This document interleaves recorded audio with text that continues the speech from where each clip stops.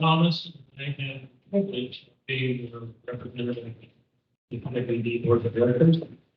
I know that we're here for some very serious discussion.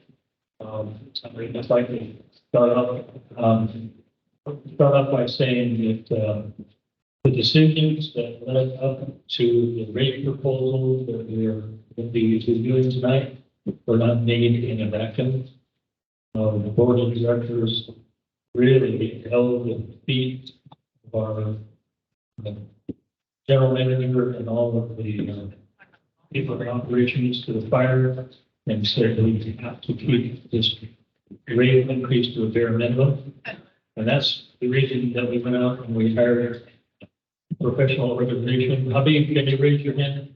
Habib, just raise your hand. This gentleman has prepared an extensive analysis of the operation of CCWD, comparing what our revenues compared to what we're spending.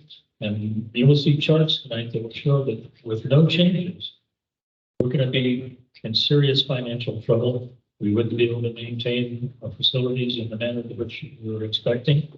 Certainly not in the manner that I want to leave, as everybody would say, well, that was when Russ Thomas was on the board and everything fell apart.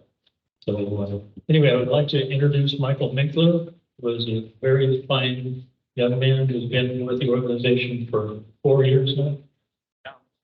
4 years going on 14 or 15, probably. But Michael Minkler is our general manager. Everybody works for him, except that he works for the board. And anyway, thanks for being here tonight. I hope that you will go away with, not necessarily with a smile on your face, but certainly hopefully with the understanding that we are making hard decisions and there really are many options. So bear with us. And thank you all for being here tonight. Again, my name is Michael Minkler. I'm the general manager at CCWD. And first of all, I just want to say I really appreciate all of you being here tonight. I've been told I need to talk more directly into the microphone, so I'm working on that. I know you're all busy. This is not your first choice of things to do tonight. And so I really appreciate everyone taking the time out of your day to hear us out, hear what's going on at CCWD, and hopefully gain an understanding of why these proposed rate increases are necessary. I know a lot of people are frustrated, and I know there are a lot of questions. My ask is that you let us get through our presentation. We're going to share a lot of information and hopefully probably address a lot of your questions and a lot of your concerns as we work through the presentation. So my request is that you let us work through the presentation, share the information, and then we'll stay here all night if we need to, making sure we address everybody's question and all of your concerns. We're not going anywhere. We want to make sure we give everybody a chance to, if it wants to speak, a chance to speak. And we want to make sure we get to everybody's question. But I think it's productive for all of us if you let us get through the presentation first. For those of you that are online, you can also participate. You can ask questions through the chat function online, and we'll respond to those questions as well. I have a few introductory comments and slides that I'm going to start with, and then we're going to take a team approach to this. You're going to hear from multiple different people, including, as Russ already introduced, to me, Isaac from IB Consulting. It's our consultant that helped us prepare the 5-year financial plan and the cost of service study. So he'll go through the details of the rate design, the cost of service study, the 5-year financial plan, and kind of really get into the details of it. And then he's going to hand it back to CCWD staff, and we're going to get into the why. What is driving the rate increases? What costs that we've incurred that we need to find a way to cover? What cost savings methods that we can implement to try to keep costs of rate increases as low as possible? So CCWD staff will have another portion of the presentation after each done, and then we'll open it up for questions at the very end. You'll also be hearing, so in addition to hearing from me from CCWD, Damon Wyckoff, our Director of Operations in the back, and Kelly Richards, our Business Services Manager, who'll be covering portions of the presentation. We have a lot of other CCWD staff. I'm not going to introduce everybody, but we have a lot of expertise and talent in the room. So hopefully we can address all of your questions. If there's a question that comes up that we can't answer, we're going to get back to you on it. We'll do some research and get back to you. Really briefly about me. I've seen some things on social media that I don't recognize. I've been in Calaveras County. I've been a Calaveras County resident for more than 10 years now. And I've been working with Calaveras water agencies that whole time. When I first came up here in 2013, the local water agencies were not cooperating. That's probably a diplomatic way to put it. And there was a lot of distrust. And I'm really proud to have been a part of the transformation of that period of time that involved a lot of other people as well, where we really have strong relationships among both the water agencies now. We're really working together to try to address the challenges that we share. It's been a constant struggle. The last few years in particular, to do everything that CCWD needs to do without significant rate increases has been a challenge.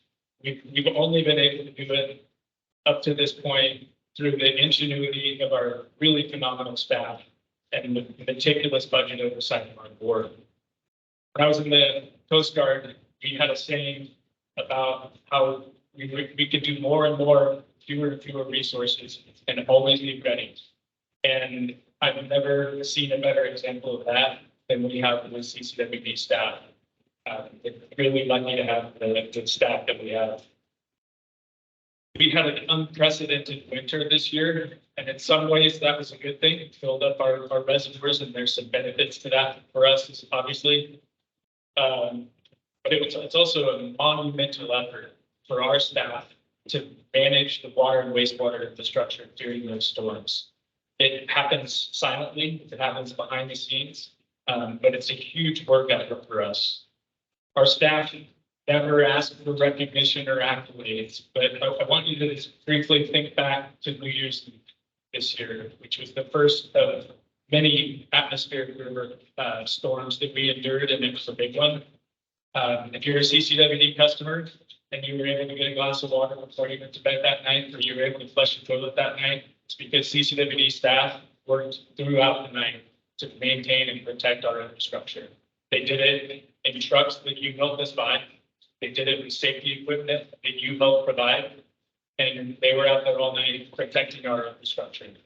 It's kind of an unsung story that most people don't see or hear. But behind the scenes, there is just a monumental effort that goes into making sure that your water is safe and reliable and that your sewer systems are functioning properly. Other recent examples of that are these nice summer rain that we've had the last few days. That brings lightning, which brings power outages, which means our staff are out operating our equipment without electricity, whether it's standby generators or trailer mounted generators. It's just an immediate hustle for our staff to get out there and continue to do our job regardless of the circumstances. They do it 24/7, 365 under all sorts of difficult conditions. So we're going to do everything we can do to keep water and wastewater systems functioning properly, but we can't do it without them. CCWD is an integral part of the communities that we serve, and we rely on your support to enable us to do our jobs. So with that, I'm going to move into our presentation, and I'm going to start with, and I'm going to get into a little bit more detail here than I did at our last community meeting on Proposition 218. So Proposition 218 is what sets the framework for the process that we're in right now. It's a statewide ballot initiative that amended the California Constitution that requires the process that we're in right now and sets out the rules for how water agencies can increase rates. So we can only increase rates if we've gone through this process and complied with this process. And when we adopt rates, it's only based on what the cost of providing the service is that the rate is paying for. So unfortunately, we can't take things into account such as income level or anything else really other than what is the cost to provide the service and what are the rates that we need to charge to cover that cost. We're very tightly regulated when it comes to what we can take into account in this process. So these are the 7 steps that we've been laying out. If you've been watching our social media or our press releases or our board meetings, we've been talking about these 7 steps since October when this process started.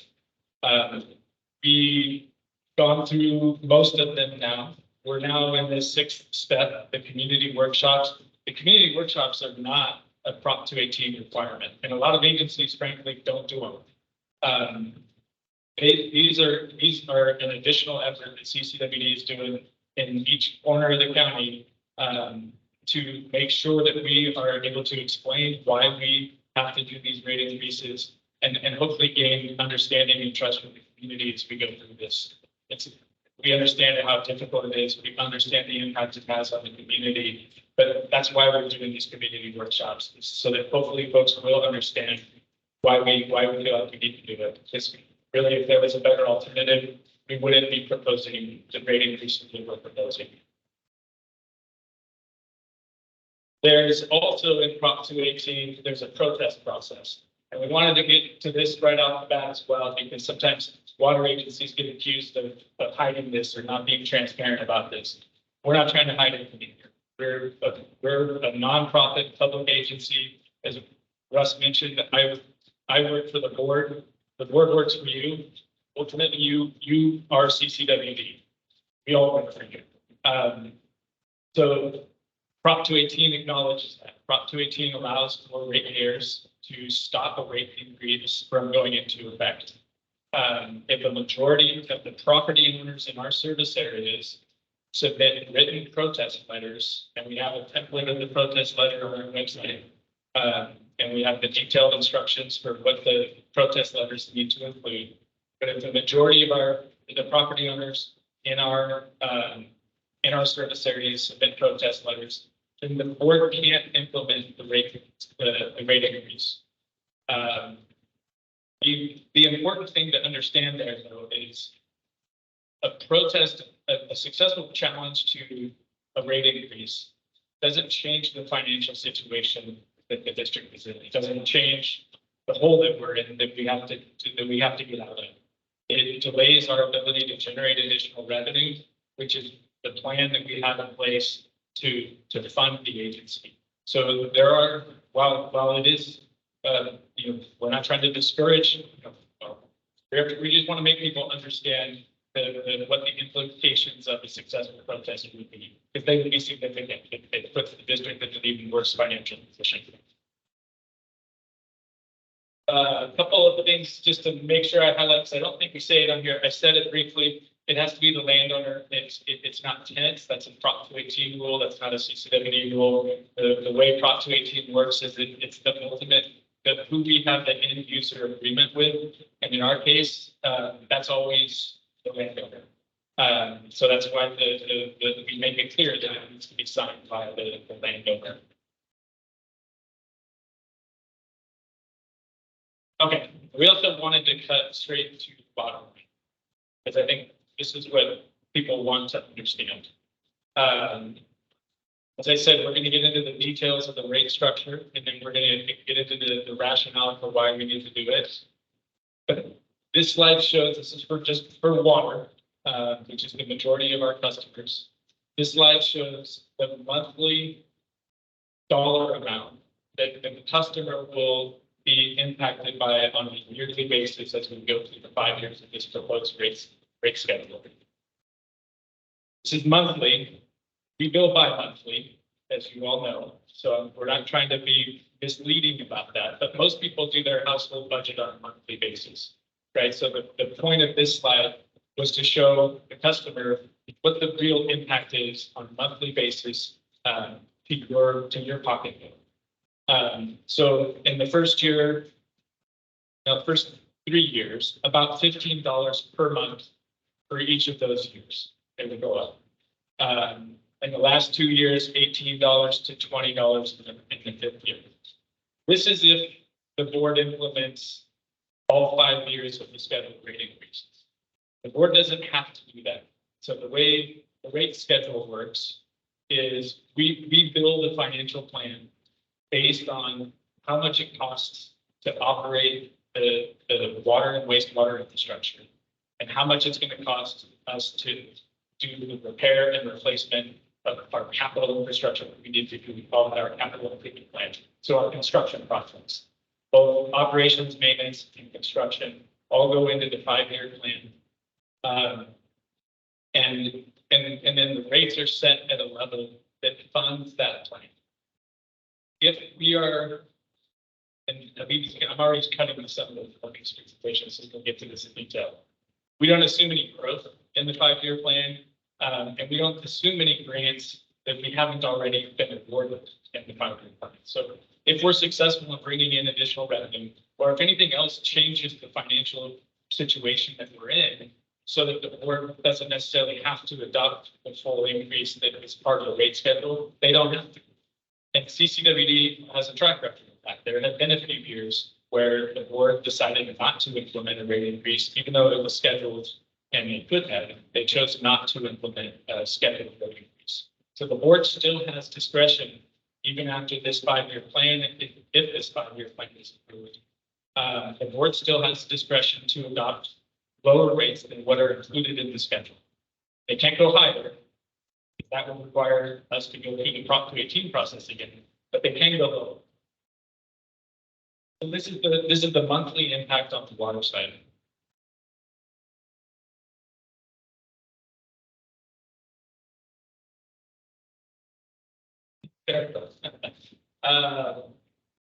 Same information for the wastewater side. So this is again, we bill bi-monthly. I think the monthly impact that the proposed rate schedule would have on our customers. So again, we're about $15 to $20 per month each of the years of the 5-year rate increase. In wastewater, the 5th year of the rate increases, the proposed rate increase is 3%. So the 5th year is only $5, 5.32. I'm rounding. So again, this is the same information for the wastewater side. So with that, I'm going to turn it over to Habib. He's going to walk you through the details of the rate structure. And again, please hold your questions till the end, but we will get to all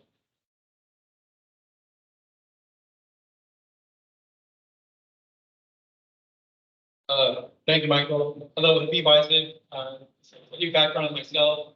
My firm's IB Consulting. I've been doing public finance for 20 years, and specifically solar utility rates up and down the state of California, water, wastewater, probably for the last 12 years now. So I'm going to go through what are the main drivers when we're talking about Calaveras County Water District itself, and our process. What do we go through when we come in and help the water agency with their rate study?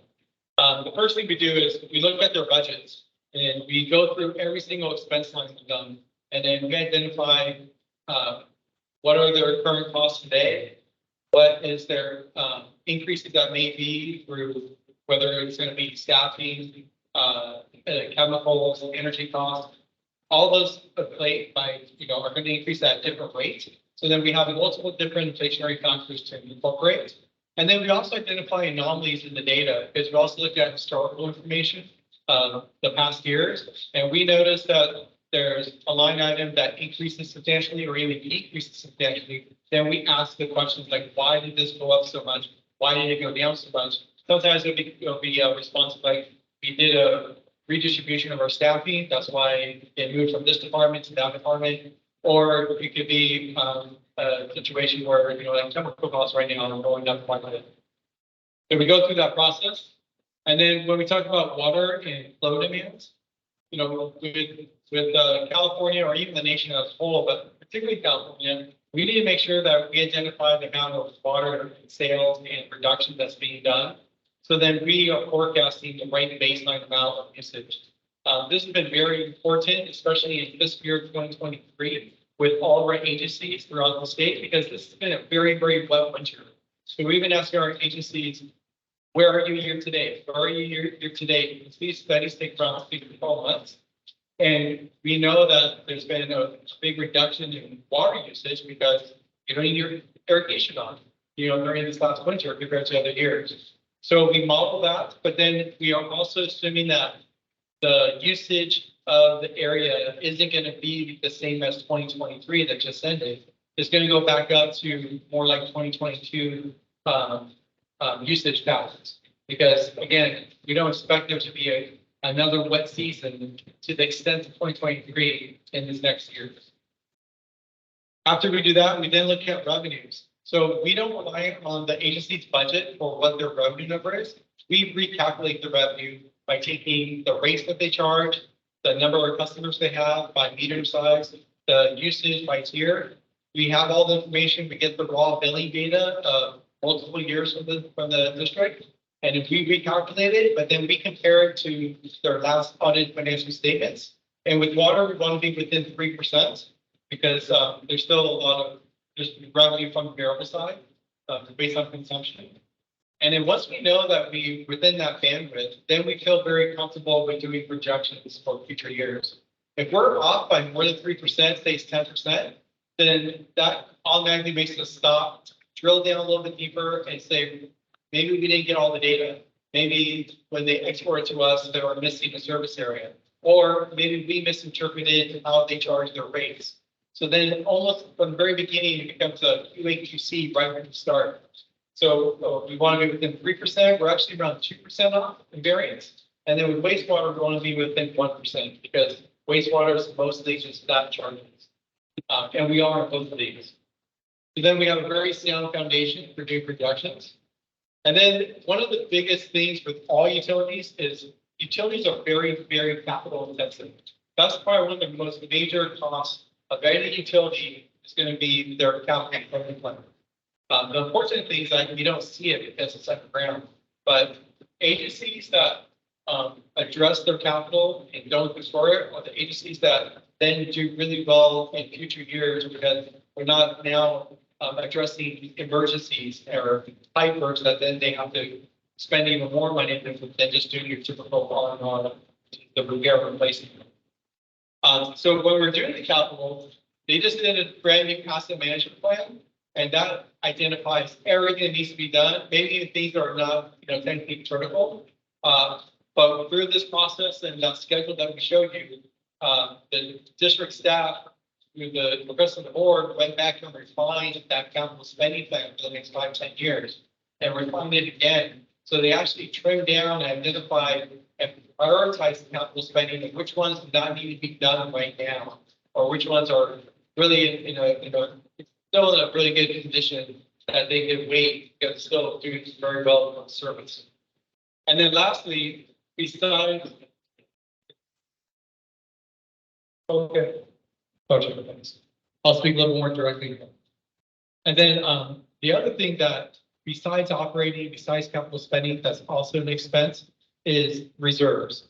So with reserves, just like your household, you want to have a nice safety net. With utilities, the common reserves that you should have as best management practices is an operating reserve. And that's usually a function of how often the revenue comes in. So if agencies that are monthly, you usually want to have 3 months of liquid cash on hand to be able to fund the daily operations. If you're bi-monthly, you really want to be more around 120 days. In Calaveras, they have a bandwidth of 90 to 120. And then you also want to make sure you have a capital reserve. And that capital reserve, the level of funding in there is to make sure it covers the next year's capital, or at least your depreciation amount of the assets. So then the agency doesn't have to stop working on their plan because they need revenue to come in for that next year. And then also there's a rate stabilization reserve, and they're actually using the rate stabilization reserve, and I'll go over that to then mitigate some of the increases. And then lastly, emergency reserve. So then if there is any type of failures in the system, they're not pulling money from their standard repair and replacement program. That's separate funds, so then they can address that without dipping into it. So we go through all of that with staff, and then we present it to the board, and we actually had 3 financial plan workshops with the board, and then also the rate workshop as well. I also want to point out some of the key drivers of this besides going through the process. So some of our key assumptions: inflation. Inflation's been very, very high this last few years, 18 months, almost 2 years now. And as I mentioned, we work with agencies up and down the state, and this is probably the biggest driver for most of our agencies, is how much capital cost has increased over time, just in this last time period. Granted, inflation just the last couple of months shows that it's been smoothing out and coming down. But for this next year, 2024, we're still identifying that it may be relatively high. But then after this year, we then going back to the historical averages of the last 5 years, we monitor the Engineers News Record Construction Cost Index as well as CPI. And then after this year, it's going back down to around 3.5%. So that's what's in our model. Growth, Michael mentioned, we're not assuming growth, even though there may be some growth that will occur. We want to make sure that the financial plan and these rates that set the ceiling are not relying on that growth to occur, because if it doesn't happen, then they're going to be short of revenue, and then they have to go through this again. However, if growth does come online, every single rate dollar that comes in is also generating a portion of that goes to reserves. So then development will actually provide more revenue to go to reserves, makes your utility healthy. That could be one aspect that could allow the board to not go up to this notice rate in future years. So that's how they would give it back to you, would be, we did have growth, they generated more revenue than our projections. Now we don't have to go up to the next notice rate that we're allowed to go up to. And we actually work with agencies, not just on this one-time studies. We do annual updates where then we review the performance versus our projections. And then we update everything, and then determines whether they need to go up to the notice rate or if they can adopt or implement a rate that's lower than that. Utility demand, this is just for information, what our projections are. I mentioned like the, 23 has been a wet season, and then 24 is we're back to around 22 sales. 2022 sales is what that's showing. And EDUs, that's just related to the number for wastewater, the number of connections. And EDUs, what that means is equivalent dwelling units. So one EDU is a residential unit.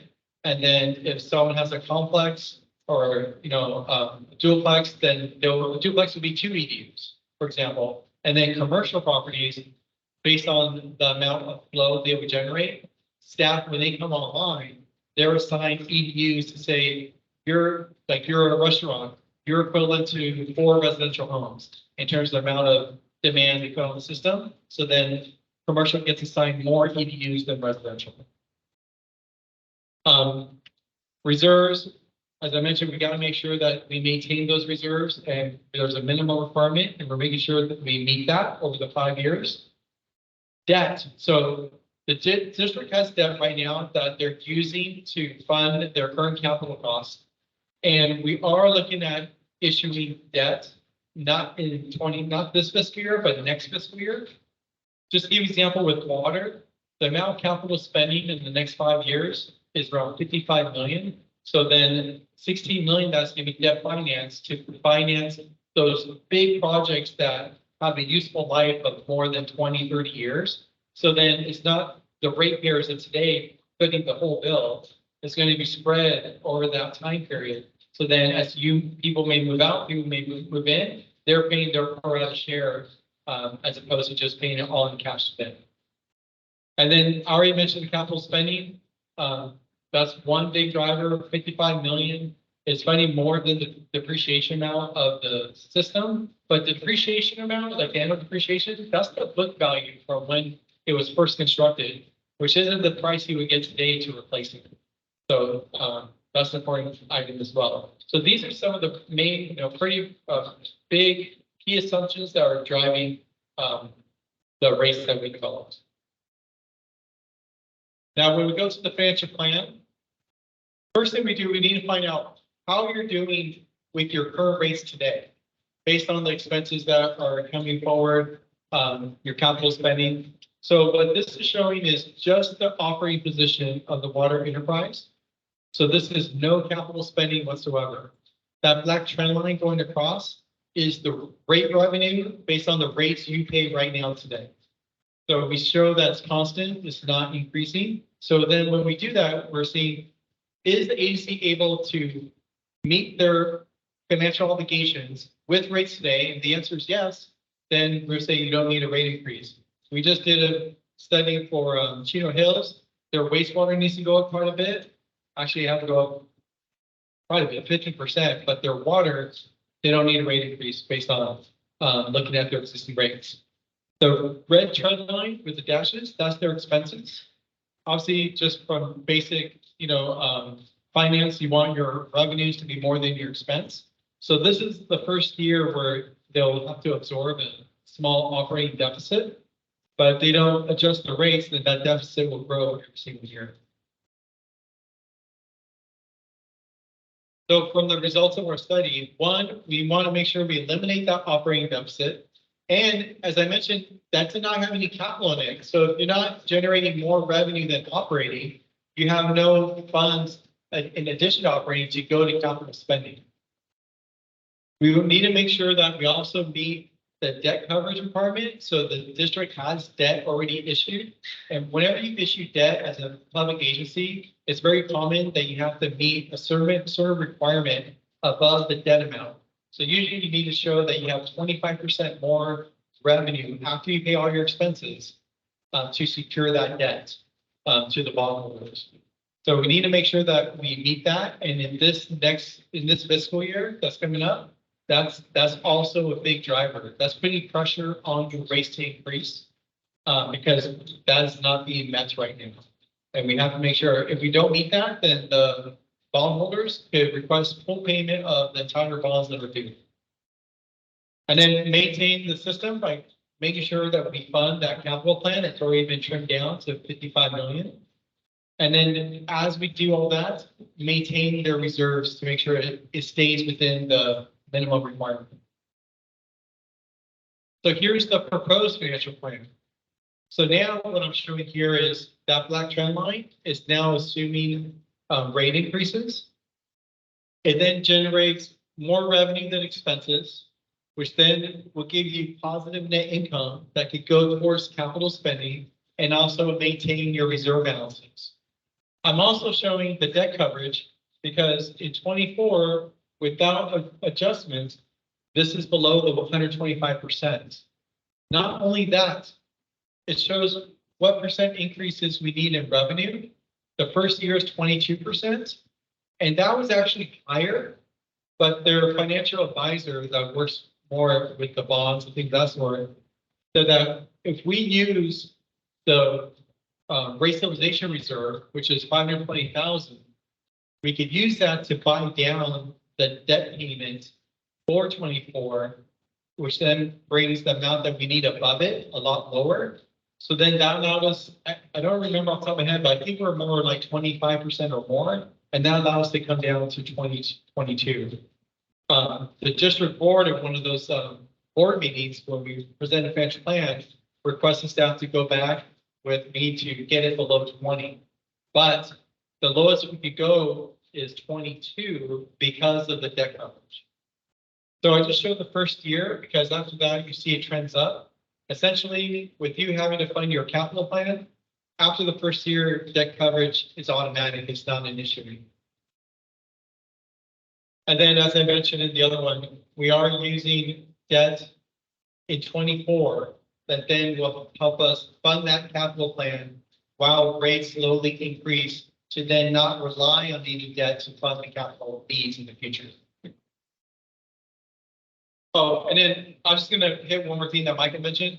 You know, they do have pending grants that they're going after. They already secure grants and we have that built in, and that's reducing the capital spending.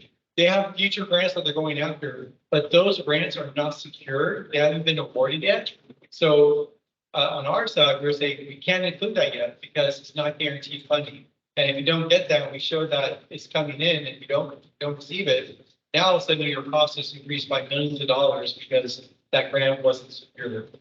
So that's another way, besides I mentioned growth, if the grant funding comes in, that's another way that you would not have to go up to the notice rates. But from our standpoint, financial planning, we have to be conservative to ensure that the revenue that they need comes in, and then they can check on that on an annual basis. So now that we know the amount of revenue we need, I can go through the cost of service, which means how are we going to allocate this cost to customers? So on the left-hand side is the cost related to the base fixed charges. We have accounts services, which essentially is like your customer service, your billing, things of that sort, where the size of their meter doesn't really matter. It just matters that you have an active account. So then that cost is spread evenly to all customers. Then we have meter capacity. This is more related to like your capital spending, debt to cover that amount, which went to capital spending. When you talk about capital, then that's when the size of the meter does matter, because the bigger size meters, they're taking more capacity of the system. So then they should pay more of the capital costs. So then this cost, $9.1 million, is spread based where those that have bigger size meter are absorbing more of this cost. Then on the right-hand side is the variable side, whereas delivery, which is essentially like engineering, tech services, and also chemicals, energy costs. So pretty much things that are variable, where it could fluctuate as usage changes. And then peaking, which is the utility staffing, the field workers that are attending to the system itself.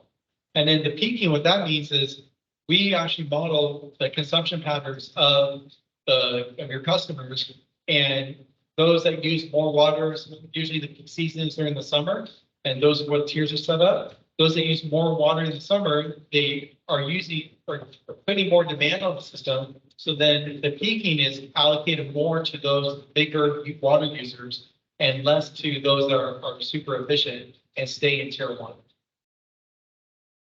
And then the culmination of this, 75% of the cost is fixed, which is very common with utilities, is majority of the cost is fixed. And then the variable cost, like the chemicals, energy, represents 25%. So from that, then we're able to come up with the fixed charges. So as I mentioned, the account services, I said that's spread evenly to all active accounts. So every meter size, it doesn't matter what size they are, is the same base rate. So think of it as your base rate for having an account. Then meter capacity, that's where it does matter. Where, 2 inches, 800, 3 inches, over $1,000. That's where the size of the meter does matter, because they are taking up more capacity of the entire system. And then 5/8, that's the majority of your customers. 13,231 customers. So it's like well over 90%. And we're showing the dollar amount there. Well, on the next slide, I showed the 5 years and where you are today. So here's your current charge, 120. It goes to 136. So based on how 75% of the cost is coming from the fixed side, Michael showed you what the annual impact would be for your monthly bill. So that's pretty much almost right in line. That's like that $15 amount that I showed you earlier. And the reason why we're showing 5 years, Prop 218, when we do a financial plan, only allows you to go out 5 years. You can't go out longer than 5 years. So it's almost built in where an agency must come back, redo the study, present it, have a full report. So it basically generates more transparency to the customers. That's built into the Prop 218 and the state constitution. And then on the variable side, this is where we have the tiers. Your current rate structure, the tier 1 was 0 to 10, and now it's 0 to 15. And what we're doing is, as I mentioned, we analyze your consumption patterns, and we also analyze it based on the different seasons, where in winter, the single family customers as a whole, on average, uses 15 units of water. So what we're doing is saying, well, let's make sure we give them 15 units of water, because that's the lowest period of your usage. So we want to make sure we provide the amount of water you need during the lowest peak period of the year. So your tier 1 is expanding, and then tier 2 goes up to 30 units, and the 30 units covers the customers, single family customers' average use during the summer. On average, now it goes from 15, it doubles. Use around, on average, 30 units of water. And then tier 3 is to capture anything above that amount, because there still are customers that use way more water than that. And tier 3 captures that and charges them a bigger dollar amount. And then we're showing the components. So delivery, you can almost think of that as account services, where it's like a base charge for every unit of water that you use. And then the peaking's where it does differ based on which tier you're in, because as you go into the bigger tier, you're putting more demand on the system. So that cost gets allocated more to the higher tiers. Non-residential irrigation, they still have peaking, but it's a uniform rate. The reason why non-residential is uniform and not tiered is because there's so many different commercial types. It could be a Starbucks, a grocery store, a restaurant. Those would have to have very specific tiers related to just them. They wouldn't be able to fit in a tier structure of one mold that fits everybody. So then that's why those are uniform, but they're still being allocated their fair share of cost based on how much demand they put on the system. And then irrigation, they're also uniform, but again, they're paying their fair share of cost. But the reason why we can't tier those is because we would need to know the service area that each irrigation meter is serving. For example, it's very common with schools. They might not just have one irrigation meter, they may have multiple irrigation meters. One meter might be doing like an acre. Another meter might be doing, half an acre. We would need to know that information, and that's called budget-based rates, where you need to get GIS information. And that's data that's not really available for this, but you would need that type of information for it to be equitable just to the accounts in that category. Again, as a group, they're paying their fair share based on the customer class level. They're paying their fair share of delivery, their fair share of peaking on the system. And then here are the variable rates for the 5 years.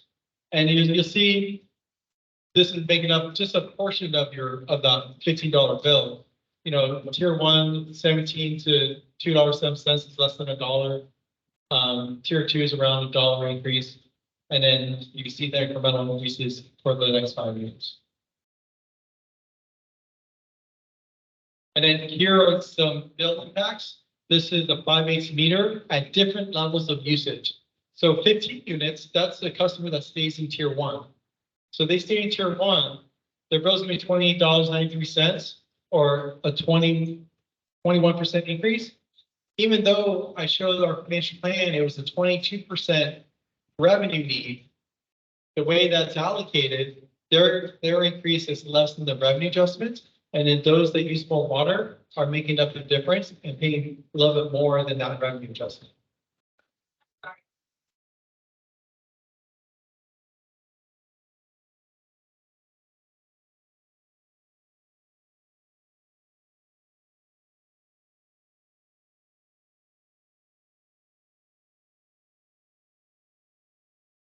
It's over.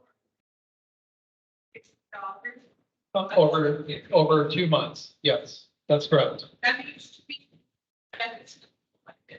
If these numbers are deceiving. Yes, this is 1 month, 2 months, then you would, wait, I'm sorry, no. This is bi-monthly. This is bi-monthly because those tiers that I showed are bi-monthly. This is not the monthly bill comparison. This is actually the bi-monthly bill. If you stay within 15 units of water, this would be your bill over 60 days. If you stay at 23 units of water, this would be your bill over 60 days. So, but yes, you're welcome. But I apologize. There is a slide later on where we do a rate survey to other agencies. And because some agencies are bi-monthly and monthly, that one is monthly just to make it easier to compare. But this is bi-monthly. So my apology, I misspoke. This is the first year. Yes, that's correct. And then I'm going to show the same information with wastewater. The first thing you may notice with wastewater when we're looking at the financial position of operating based on existing rates is that their operating revenue is more than the expenses. And they do generate some net income, but over time, expenses are going to creep up over that. So there is some funding already now that could go to capital spending. But we want to make sure that that net income doesn't deplete. We want to make sure it maintains and that it's enough net income to go towards that capital spending. So here's the proposed financial plan. These adjustments are lower. And I want to point out, even though we're showing the debt coverage, it's not a driver whatsoever when it comes to wastewater. Whereas water, it was a driver. We need to meet that 125. Wastewater doesn't have a lot of debt. So it's already automatically meeting it without even trying, just by doing the adjustments. It's already at over 200%. So I just want to point out that the debt coverage for wastewater is not impacting or is a driver to these increases. But we do need more net income because of the capital spending and maintaining reserves. So now we have net income of almost $2 million to $4 million at the end that then is able to go towards that capital plan. And we are also issuing debt, but it's a lower number than what water. Water was 16.5 and wastewater is 6 million. And wastewater is a little bit more simplistic than water is when it comes to cost of service. Because you charge on, the district charges on EDUs that equivalent dwelling units. So really, basically, equivalent dwelling unit, as I mentioned, is one residential unit. So then this is the charge for each dwelling unit. And then commercial, they get assigned more EDUs for each one of the accounts than residential. Like non-residential, they do not have 735 commercial accounts. They have a much lower number, but they get assigned more EDUs because they generate more flow than residential customers. And this is bi-monthly. And then with that, I'm going to turn it back over to Michael to talk about the operations of the district and other matters. All right, thank you, Habib. So we still have a lot more information to cover, but I'm going to try to get through it quickly because I know people want to ask questions. And for folks online, we will address your comments and questions as well. There's a lot more information coming, but feel free to provide us your comments and questions in the chat and we'll respond. Okay, so real briefly, CCWD was formed in 1946 by a 93% vote of the people of Calaveras County. We're a nonprofit public agency, and we're a California Special District, so we're an independent public agency. We're independent from the county. We primarily do water and wastewater. Water is by far the biggest. The customer base is much larger. We'll get into that here in a little bit. But we also have county-wide water resources planning jurisdiction, which comes into play quite often, including just your district representatives. It's why we have district elected representatives that have county-wide jurisdiction, just like the supervisors do, as opposed to just our service areas. This gets into a little bit more detail about the district and about some of the challenges we face. We have a pretty complex water rates portfolio. We have water rates in all three of the watersheds in Calaveras County, the Colony, the Calaveras, and the Stanislaus. The green areas that you see on the slide here are our service areas. So we're down here in Copper, but our service areas range from about 200 feet in elevation to about 5,500 feet in operating elevation. That's one of the big drivers of our costs. We have to move a lot of water and a lot of wastewater uphill, and it costs a lot of money to move water. We serve about 30,000 residents of Calaveras County. And we also manage a groundwater basin in the western portion of the county that is a critically overdrafted basin. So we are a groundwater sustainability agency, or part of a groundwater sustainability agency that is responsible for implementing the sustainable groundwater management. We have just some other statistics about the water. We have 27 water storage tanks. Some of them are very old and need repair or replacement. We have over 13,300 water customers, 18 pump stations, and I mentioned the elevation challenges that we have. It costs a lot of money to move water uphill. We own and manage almost 2,300 fire hydrants throughout the county. We have 6 separate water treatment plants that are isolated from each other, so 6 separate water service areas. 288 miles of water main line. That's just the main line. That doesn't include the smaller lines and service lines. On the wastewater side, we own and maintain 600 septic tanks, depending on the type of septic system or sewer system that serves the service area. There may be a septic tank for the customer to handle the solids. We have about 5,500 wastewater connections. That's a big problem. Considering when you look at some of these other statistics, 230 miles of force main. Force main is a sewer line that is pressurized by a pump to push wastewater uphill. 230 miles of force main compared to 288 miles of water main line. But when we look at the difference in the customer base, it's spread across a lot fewer customers. So that's one of the main reasons why CCWD wastewater bills are high. We have 13 separate wastewater treatment plants. We're in the middle of a wastewater consolidation project right now, so we're going to have 12, which will be great, but it's still a lot of infrastructure to operate and maintain. And in addition to the 230 miles of pressurized force main, we have 100 miles of gravity pipeline. Other CCWD facilities, we have 9 dams. That's combined between water and wastewater side. But they hold over 220,000 acre feet of water storage. One slurry line, love to talk more about that. It's a really cool piece of infrastructure, but for our purposes today, I'll just briefly touch on it. It's an ag water line that we converted from the old Calaveras cement factory into a ag water service line. 3 water reclamation facilities. What that means is that 3 of our treatment plants recycle water for irrigation use. I'm going to get back to the hydropower projects here in just a minute. 69 standby generators. That's a big number for the size of the district that we are. And we're grateful that we have it. The board had the foresight a couple of decades ago, I think it was, to implement a program to install standby generators at most of our facilities.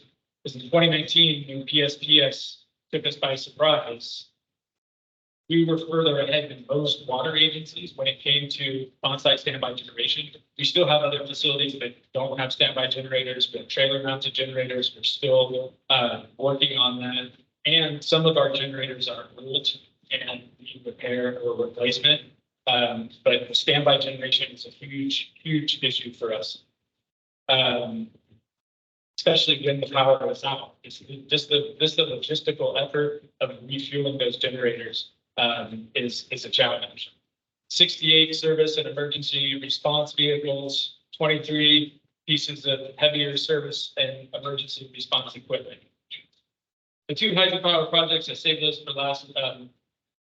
They're a benefit for our customers. They're a benefit for CCWD. They provide some revenue that helps us offset other, the need to generate additional rate revenue.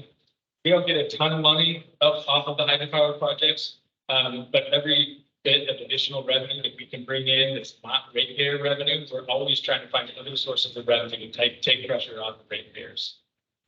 So the two hydropower projects that we have the North Fork project and the North Fork of Stanislaus. So the main features of that include Spicer Reservoir, 189,000 acre feet of that 220,000 is at Spicer. And then other pieces of infrastructure along the way until it reaches the Collierville powerhouse down at Camp Mountain. And then the other one that we have is at New Hogan. There's a small generator on the back of New Hogan Dam. It's a much smaller project, but we generate a little bit of revenue from that hydropower project as well. CCWD staff. Seen a lot of misinformation flying around about that, so be careful what you read on social media. So we're actually smaller now than we were in 2008. 2008 CCWD, the personnel allocation, which is how we budget for the positions that we have in the district, was nearly 80. I think it was 78. We had to downsize, like a lot of other people did after 2008. And we've slowly ticked back up since then. But I can tell you, and Russ can tell you as well, and our management team can tell you as well, that before we even go to the board and ask for an additional position to be added, they run us through the ring. We have to prove that we've tried everything before we're adding additional staff. That we've looked at other efficiencies. It's either the position, we're adding it because it's either paying for itself by offsetting other costs, or we just have such an important operational need that we reach the point where there's no other alternative. We have to add another staff member. We don't take that lightly. The board doesn't take that lightly. We don't do it unless we've exhausted all of our options first. But I think it's also important to point out here, during this period of time, we've added, bear with me for just a second, 632 water connections and 395 sewer connections. And it's not just the water and sewer connections, we've added entire services. So in 2013, CCWD absorbed the Wallace water system and the Wallace wastewater system. So two new treatment plants, distribution systems, and collection systems that we took on during this period of time. We added other areas, Fly-In Lakes comes to mind. So we've absorbed areas into the district, and we've added connections during this period of time. We've also taken on a lot of additional regulatory compliance work, not voluntarily. This is stuff that hits us almost on an annual basis now. A new requirement from Sacramento, or a new federal requirement, a new reporting requirement that we have to comply with. The list of regulatory compliance burdens just grows and grows every year. And during this period of time, that a lot of that took place, but we were able to keep our staff numbers low, even though the district got bigger and more complicated over this period of time. I think there's some misinformation out there about salaries as well. So, and this to be clear from the outset, this does not mean that salaries have gone down.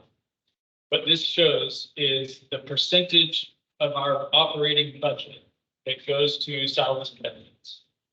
So salaries and benefits tick up a little bit, but as a percentage of our operating budget, because all our other costs have gone up so rapidly, our salaries and benefits costs as a percentage of the budget has actually come down quite a bit this is over the last 5 years.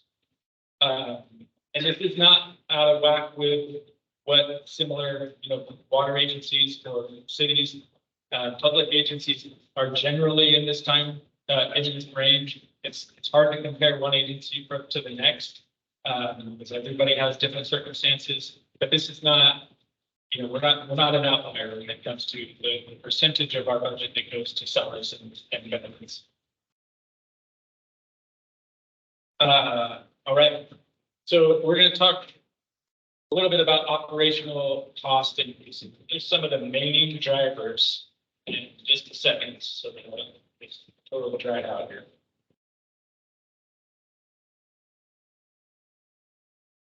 These are some of the main cost increases that we've experienced over the last, in particular, the last 3 years. That we are part driving this rate increase. As Pete mentioned, we have an operating budget deficit this year.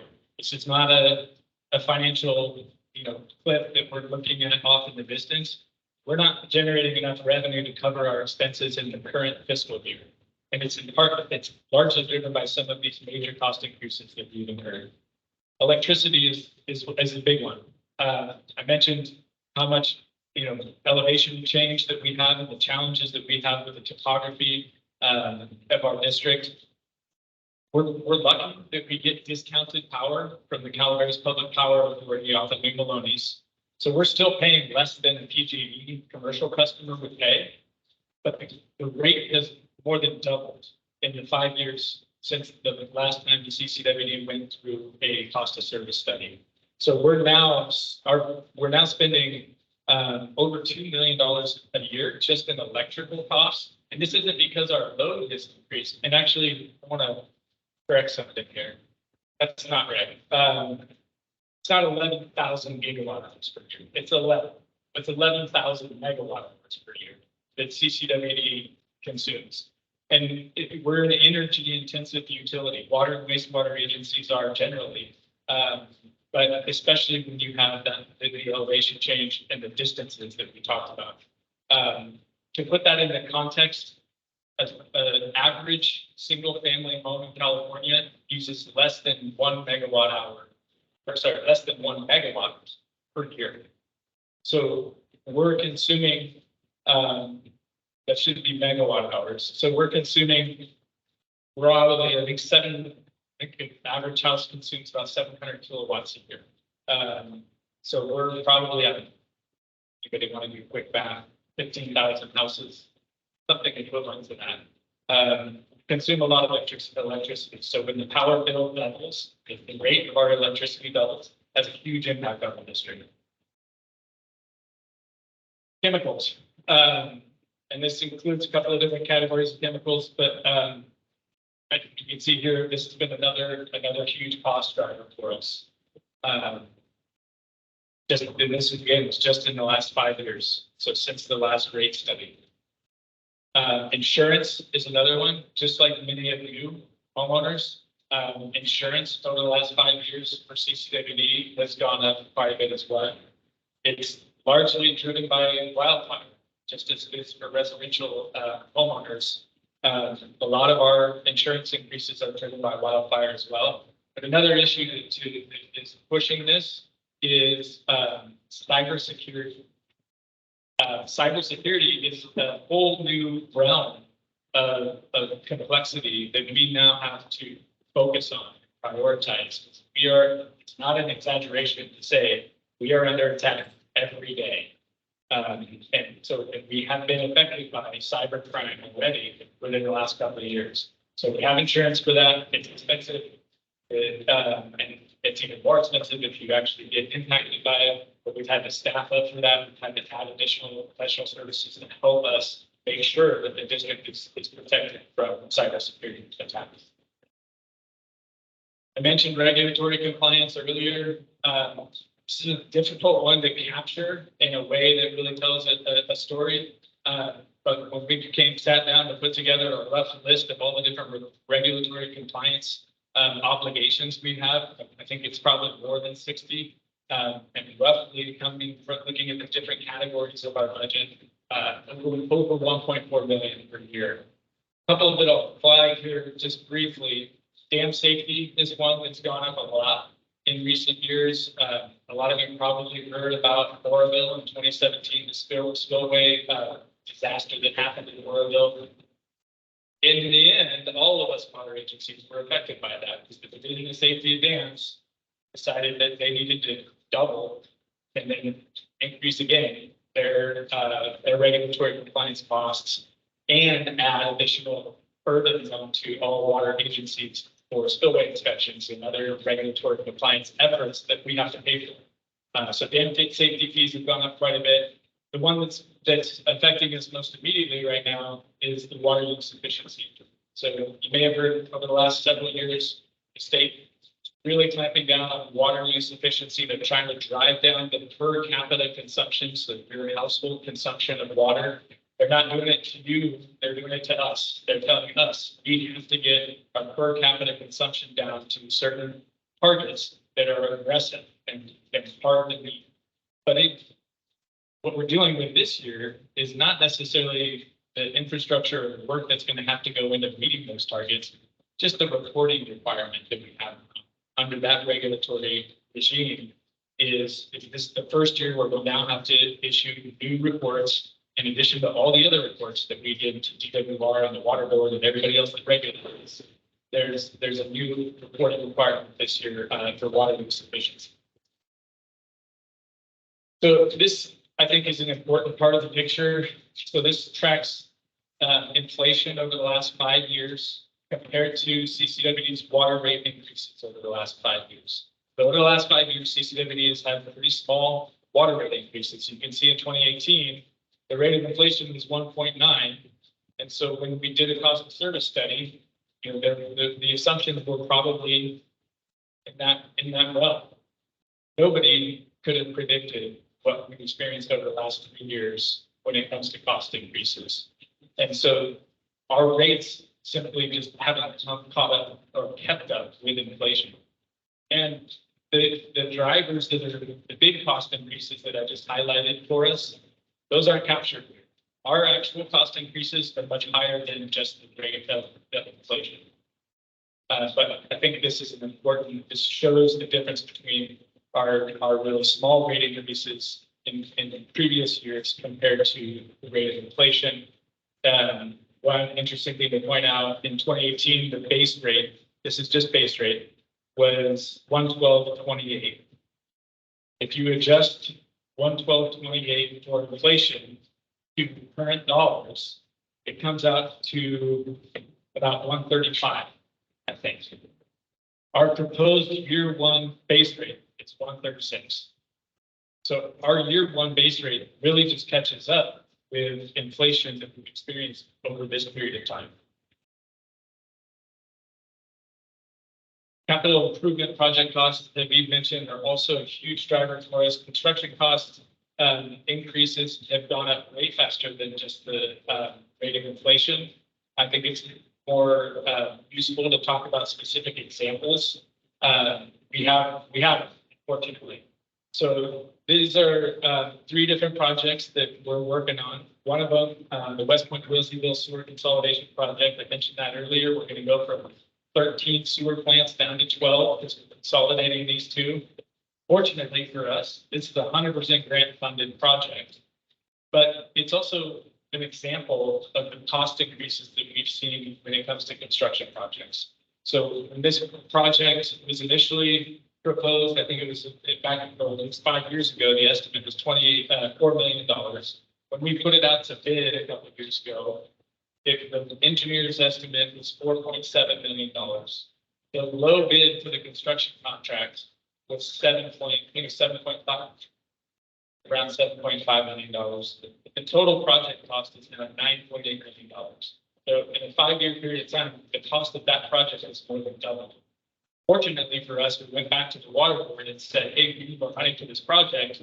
And normally when they see that kind of a cost increase, they don't necessarily just give it to you. But every other water agency in the state is experiencing the same pressure and inflationary pressure that we're experiencing. And so they understood what we were going through. They've seen it across the state. And so they said, yep, here you go. So that's still a 100% grant funded project. And as Russ mentioned earlier, I work for him, so he wants the microphone. Michael, we're losing our audience. People's eyes are glazing over. Has anybody in the last several years seen any indication that prices of anything are going down? You see it in show of hands? Has anybody seen evidence that prices are going up? Show of hands. Okay. You know, let's skip ahead. I'd really like to get to some of the questions and we can shift to a specific slide that will better answer that, and we can answer it verbally. People here are wanting to express their concerns and their questions, and I think we better jump to that. Can I flip through a few more really quickly, or do you want to go straight to questions? All right, let's do it. We have some really good information in here. Let's go to questions. Can you please raise your hand and then Mike will call you and I'll bring you the microphone so folks Yeah, on you the can line can pick somebody there. Okay. Please raise your hand though, so I can get you.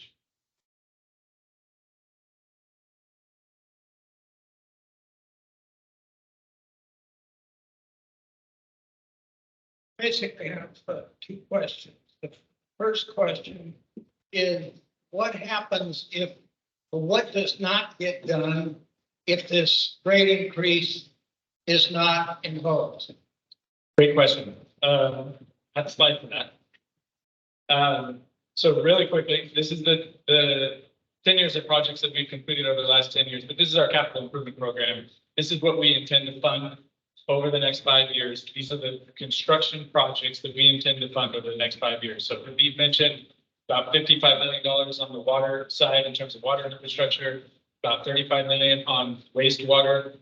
This is less than half of our first draft of critical projects. We weren't putting projects on the list that didn't need to be on there. But when we came up with our first draft, it was about $200 million. And the impact on rates was even much more significant than what we're seeing right now. So we've pared it down to this list, even though we still need to do those other projects. We just need to find other sources of funding for them to the extent we can. There's a lot of work going on in copper in this capital improvement program. And fortunately, we have been successful in bringing in grants, bringing in outside sources of funding to fund some of these projects. But we're at a point where, if we don't have the rate increase that we've been proposing, we're not going to be able to complete these projects. And then we also have the list of projects that got cut from the list. So these are, it's hard to show it just by the name of the project. We could get into the details of it with folks if they want to stick around. These are all really important projects, and they didn't make the cut.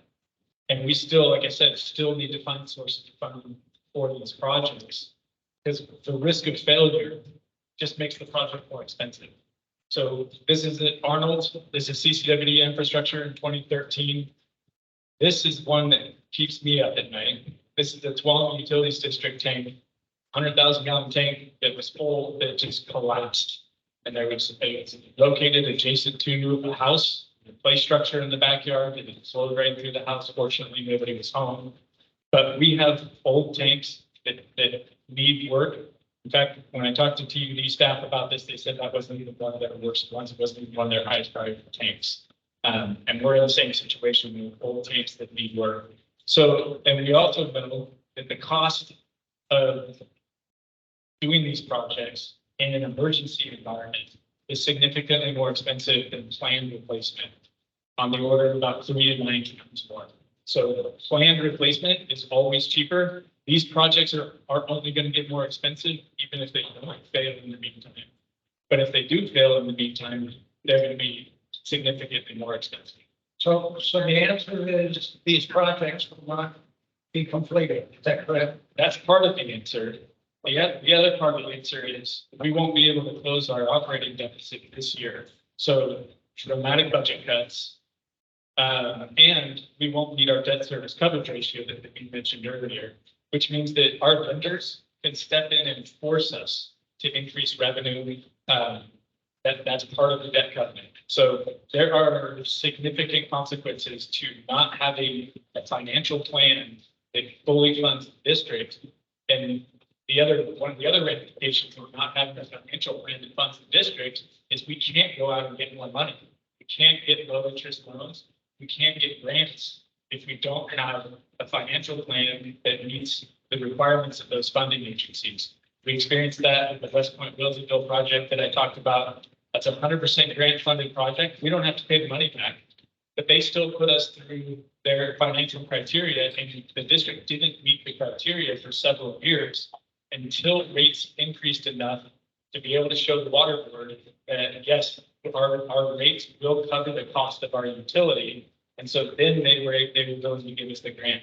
But if we don't have a financial plan that funds the utility, we won't get loans and we won't get additional grants. In addition to not meeting our immediate budget deficit. The thing that jumps out at me when I read through the plans, the draft plan, is that the operating expense seemed to jump in 5 years, 18%, and my rates jumped 100%. And that doesn't fit in my budget. And I get inflation, I get the fact that things are costing more, but when the operating cost only goes up 18%, and yet my rate goes up 100%, that doesn't compute to me. So Can you address that? yeah, absolutely. A huge part of that. It is. It's a great question. Let me address that question first. It's a really good question.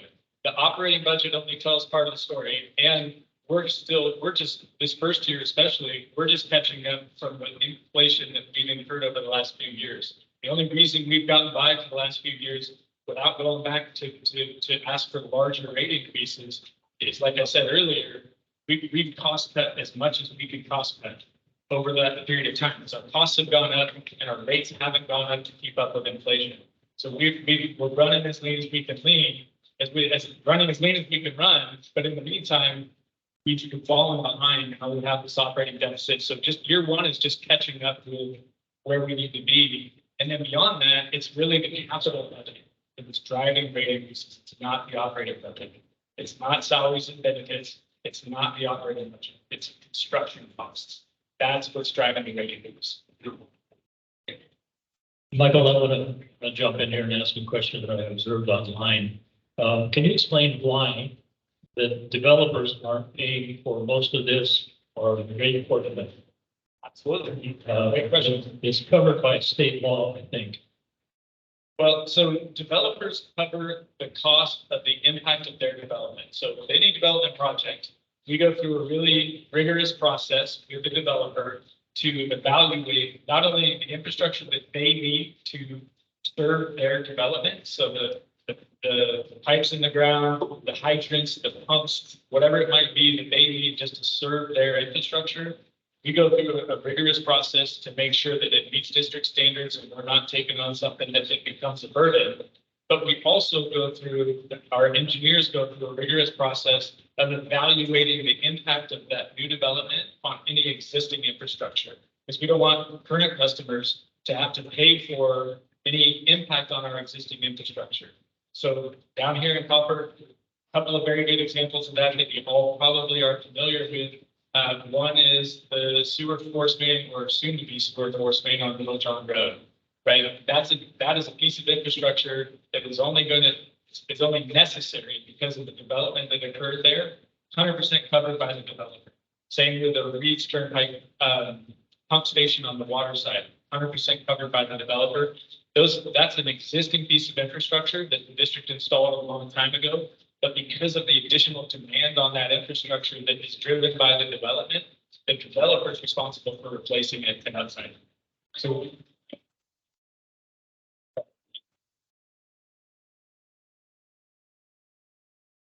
I can't hear the question.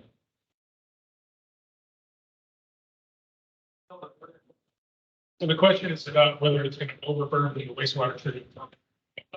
Yeah, so we have a capacity issue with the wastewater treatment plant. That's right. Development covers a portion of the cost of that project. The cost of that project is one of the ones I had on the slide earlier. The cost of that project has gone up significantly. Wastewater infrastructure is expensive, and especially when you have a small ratepayer base to fund it. So we've gone out and we're currently already on $13.28 million from the federal government through the Army Corps of Engineers to help us implement that project. But over the years, the cost of that project has gone up. So we're going back and asking for more, and we're going to try to find other sources of funding to cover our 25% match on that project. But the developers also have contributed. We have reserves in place for copper wastewater and copper water systems, that any new growth has paid into those reserves. So capacity fees and developer fees that we've accumulated over the years have paid into those reserve funds. And those reserve funds will be used to fund those projects in addition to all other sources of funding we can bring in. It's same as everybody else. We can't charge different rates for different classes of customers. We're prohibited from doing that. Can't legally do that. Another Okay, question?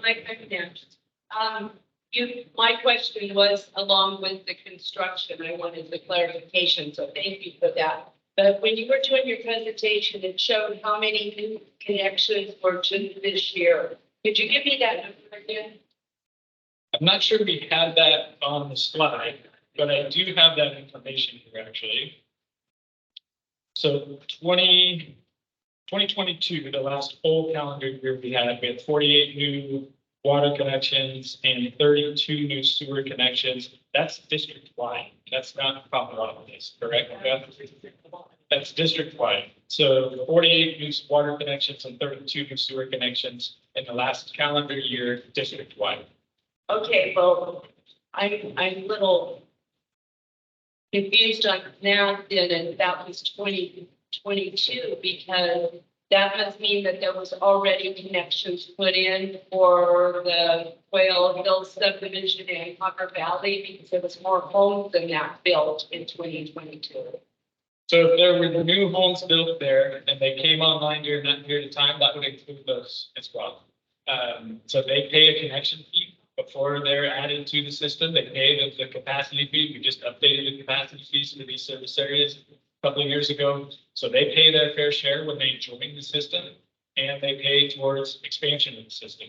And then they also pay the same rates that everybody else pays. We now discussed. Okay, yeah, I'm just asking because I just know how many houses were built in Copperopolis in 2022. I've been a realtor here for 30 years, so I kind of track those things. I had several different scattered about questions. One is the slide that's up now. What does the TUD tank failure have to do with us? So that's the risk that we run of not addressing our infrastructure. If we don't fund our capital improvement program, we run the risk of our infrastructure failing, and we have tanks that are in similar conditions as that tank was. Okay, so that leads me to why TUD just raised their rates, and their rates are still a quarter of ours. We'll get to the comparison here. I have slides on that in a little bit. They're not a quarter of ours. And they did just do a substantial rate increase. It's not as high as our rate increase. A fraction, about $80 a month. Of an increase, yeah. Yeah. So we have comparison slides to show. If you guys want me to get into that right now, I can. All right, let's do it. Well, let's for the month. Another question that I have real quick, and I know that we don't want to talk about people's salaries and such, but I don't care about anyone's salaries. I have a question about the board. Does the board still get their insurance for being on there, and does that go on for their lifetime afterwards, or does it end after their term? No, the board gets a small stipend per Yeah. meeting, and also gets health benefits while they're a board member, but there's no. Okay, because at one point it was going on indefinitely. That's right. And the debt, I feel like deja vu. I've been at 10 years ago, 2013, we went through all this. That's Then right. Russ was here then too, and common denominator. And we haven't, and we're back to where we were then as far as no money. So I mean, the money disappeared in 2004. There was 40 million in reserves, and then they went and spent a huge chunk of CCWD. So I'm having a hard time justifying us in this room having these huge increases for failed management and traffic ticket code. So the money didn't disappear. The money is serving you right now. These are projects that have been completed over the last 10 years. So these are all infrastructure projects that were only possible because of that 2013 rate increase. And I think Russ was the county supervisor at the time, not a CCW director. But, so that's why we have this slide here. So these are all really important infrastructure projects that have been completed over the last 10 years. The money didn't disappear. It wasn't mismanaged. We can account for all of it. And we have actually a really good track record to show for the infrastructure that was improved or replaced over that period of time, including some really important projects in Copper that I can talk about. Rates 4 to 10 times than anyone in the surrounding area, anyone. I mean, you can go down in the valley and have a $40 a month water and sewer bill. And So let's talk about that's because of more people. I know the whole reason behind that in the area that we have to cover, but. I have comparisons here. We can dive right into that. Okay. So first of all, we did provide some information on density. Because density is an issue. It's like geography and topography. Density is also one of the challenges that we deal with. So valley agencies, comparing us to the city of Stockton, which is the lowest one over there, 5,700 customers per square mile. We have 334. So we don't have as many people paying into the same amount of infrastructure that they have. In fact, our infrastructure is actually much more complicated than theirs. They have one treatment plant, probably one giant water tank that gravity feeds all of their customers. We have 6 separate treatment plants, and we're serving customers from 200 feet to 5,500 feet. So our water system is actually much more complex than the city of Stockton's, and they have 99% more density than we have. Currently, we're not actually that high compared to our neighbors, right? So this is current rates before any increase on CCW side. This is the bi-monthly water rate, and it includes consumption because we wanted to make it a comparison that might actually be realistic for a homeowner. So we included that 187 gallons per day. That's the 1,500 cubic feet that we mentioned earlier. So this is our base rate plus 187 gallons per day compared to the base rates and that same amount of consumption for these other agencies. So Tuolumne Utilities District is currently higher than us. Groveland Community Services District, Amador Water Agency, City of Jackson, Angels Camp, Calaveras Public Utility District, UPUD, and ESPUD, Valley Springs PUD. So we're actually middle of the package, not low, compared to many agencies right now. So in most Prop 218 presentations, and then, oh, I'm so sorry, let me get to the next slide. This is year 1 of our rate increase. Again, this is bi-monthly, including 187 gallons per day. And this is where we'll be after year 1 of our rate increase. A lot of these other agencies are on rate schedules right now too, so theirs went up a little bit as well. So this is how we compare to other water agencies. If this rate increase goes into effect in the first year, this is the comparison of us to other water agencies. This is where it stops in most Prop 218 presentations. You show the first year because a lot of these other agencies don't have rate schedules that go out for the full 5 years as opposed to their mid cycle of their 5 year rate schedule. But people asked us to project out our rates for the full 5 years. So we'll provide that information as well. Before I go to the next slide, I just want to point out, like the city of Stockton, some of these other agencies, and we work well. We have good working relationships with all these agencies. So I'm not pointing any fingers here, but some of them have, again, much simpler infrastructure than we do. they don't face the same challenges that some of our water and wastewater service areas have. So we really struggle with needing to include some of these agencies in the comparison, because it's really just, in some cases, it's not a relevant comparison. Our water and wastewater systems are more complex than others. This is years 2 and 3 of our rate schedule. So what happens, the reason why some of these are now blank is because their rate schedule doesn't go out that far. So we don't know what their rate will be in these years, because the rate schedule that they currently have doesn't go out that far. What they're gonna do between now and then is another cost of service study. Unless they don't need to raise rates, like the beach said. They're gonna do another cost of service study, and they're gonna implement rate increases to keep up with whatever their cost of service is.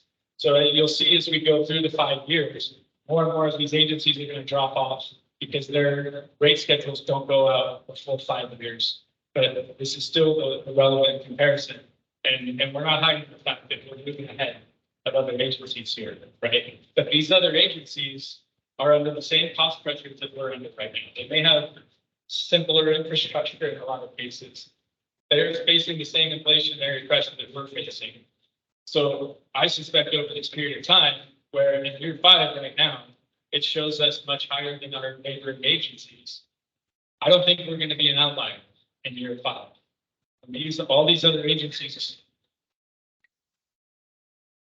Well, no, as all these other agencies go through the same process that we're going through right now, over this period of time, these bars are going to fill in. And we can add that to where we are. Your spitball. Sorry, Your energy consumption. That's what you need to address. You should have been addressing this 10 years ago. Everybody else was. You're looking at solar, you're looking at VFD pumps. How many VFD pumps do you have? How many soft start pumps do you have? So, How many solar, how many alternative energy sources do you have? Where are you buying your energy? Are you buying it in lots? Or are you buying it from a single source? You guys are looking ahead and way behind the curve so when it comes to consumption. I can address that. I just want to make sure you're done with the No, question. I'm serious. I am too. Yeah, So, I know what's, We have- can't point. yeah, so to get back to where we are now, or our first year. So we have looked at those. Go to your consumption. 11 gigawatts, Yeah, yeah, I'm, that's a lot. here, yeah, it's a lot. Like I said, And you're not addressing that? You're not looking at rising you haven't given me a chance to address it, so let me address it. You're not looking at solar panels? You haven't let me answer the question. Answer the question. I'm throwing up the slide. Should have had the answers. I have the answer if you let me talk.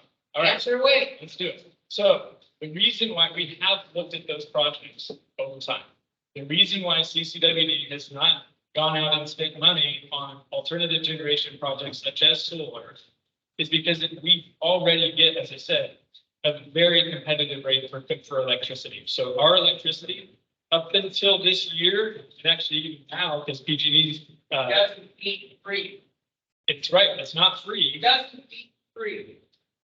but yeah, that's Solar, right. pay for yourself. It does, when you compare. Lower your consumption because your pumps aren't doing that. When they don't need. So. Yeah. That's right. And we do, Right. so as our electricity costs have gone up, we are revisiting those projects to see if they make financial sense. But those projects require investment. And if your power cost is already very low, then you may not, the investment may not be justified. So we looked at those, not compared to the rates we're paying right now. That's compared to a PG&E rate maybe, but not compared to a CPPA rate. We get cheap electricity, so the return on investment is much further. Your infrastructure, your power equipment. It's stuck at 100% when it doesn't need.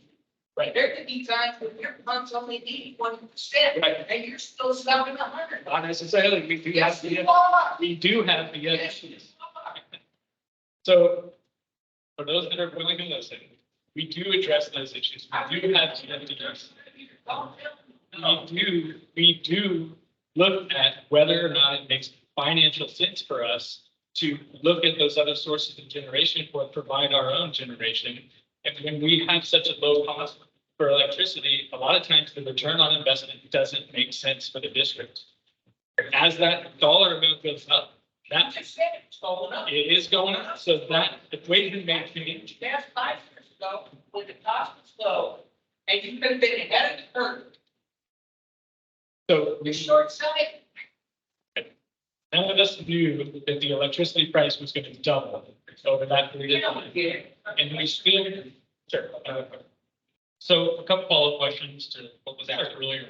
So, one thing that was brought up in the presentation, and thank you for that, was, potentially with the rate increases, you may be qualifying for additional grants of money coming into the system. Will there be a revision, ongoing revision to the 5-year process? And instead of going 5 years, why can't we just go 2 or 3 years? Great question. To come up with a different rate for the short term, and then we can still plan and project for the future and adjust as needed. Really good question. So it's for those of you who didn't hear it, for those online, the question was, if grant funding will help us potentially mitigate future rate increases, especially in those later years where in our financial plan, we don't assume grant income, then why isn't the rate schedule only going out 3 years? Or assuming, I guess, some of that grant income to help offset the rate pressure. But the problem with that plan, we talked about it in our board meetings, is we can't get the grants if we don't have the financial plan that shows that we have fully funded the agency and that the agency will pay for the cost of the infrastructure going forward. We won't, a 3-year financial plan doesn't give us the 5 years of the financial plan that we need to be able to show those grant funding to those funding agencies that we're qualified for those grants. All right, so I get that, but what I'm saying basically is, if you do, and again, I know you can't plan for grants, because that's something that's an unknown that you can't control. But let's say you do get, say, a $10 million grant. Will the next fiscal year of rates be adjusted to reflect that and go down over that time? Will we expect it to continue for the next 5 years with this projection that could be going astronomical, whereas costs could have come down quite a bit? So it depends, and I know that's not the answer everybody wants, but it depends on what the funding is for. If it's for a project that's in our 5-year capital improvement program, then it very well could have that type of an impact where the board can go back, revisit the scheduled rate increase and say, we don't need to go to the max that we have in the schedule. If it's funding it for a project that wasn't included in that list, it may not have that impact on the financial models. We may still be able to go back in, because CIP funding is always a mix of different sources, and the projects are shifting based on priority, based on regulatory requirements, based on the availability of funding. So even if it wasn't included in that list, it may be a situation where we can say, yeah, it wasn't on the 5-year CIP, but it's still offsetting some of our other costs. And that might allow us to revisit whether we need to implement the full rate increase or not. So that's just, it's going to be a year-by-year analysis of whether we're in a position to not implement the full rate increase. But if we don't have a solid 5-year financial plan, it's going to be really hard for us to go out and get that funding. Right. And again, I understand. It's just, again, if there's a lot of potential that we don't know and things could change, we're still going to be potentially stuck with a 300% increase for wastewater. The other side of it too is that I want to bring up is we do have a lot of people here that are on fixed income and aren't fixed budgets. And I understand that this is going to be a huge monetary increase. Just running numbers myself, going from the current rate that I'm paying now to the 5-year projected rate, that equates to my household, when it's just 2 adults and 2 dogs, about a $10, $11 increase per day between my water usage rates as it currently stands and my wastewater levels. So, and again, my math could be wrong, I apologize, but looking at that, $10 a day is a lot. I'll also object to this statement earlier about, oh, it's only going to be $15 a month, maybe $30 a month, bi-monthly. But that's for the first year. And then it compounds again another $15 a month, $30 a month for the following year. And it compounds again further. So really, we're looking at a 205% increase for water. I want to say from the base to, the beach or your projection, or 100% increase, I guess. I'm sorry, there you go. And we're looking at, wastewater going up about 150+%. Wastewater is going up about 75%. Wastewater is a smaller rate increase than on the water side. But there's significant increases. I'm not going to shy away from that. Yeah, and again, I just did back of the napkin math on that, so I apologize. But and you're absolutely right. And we were trying to show that in that earlier slide I had about the bottom line, that that's $15 per year, and then the next year would be another $15. We weren't trying to hide that. No, I don't think you were trying to hide it, but it wasn't presented, I think, easily to be understood that it's 15 gas each month this year, and then next year another 15 extra on top of that. Right. That's what we were trying to show. And you're just compounding it. So it's a simple $15 a month increase isn't a fair assigned assessment of what's actually. And we're not trying to make light of it. We're not hiding from the fact that these are big rate increases. And we understand that. There's no way to hide from that. There's no way to sugarcoat that. These are significant rate increases, bigger than we've seen in the past, bigger than we had ever wanted to see. Believe me, none of us want to see rate increases like this, least of all the board.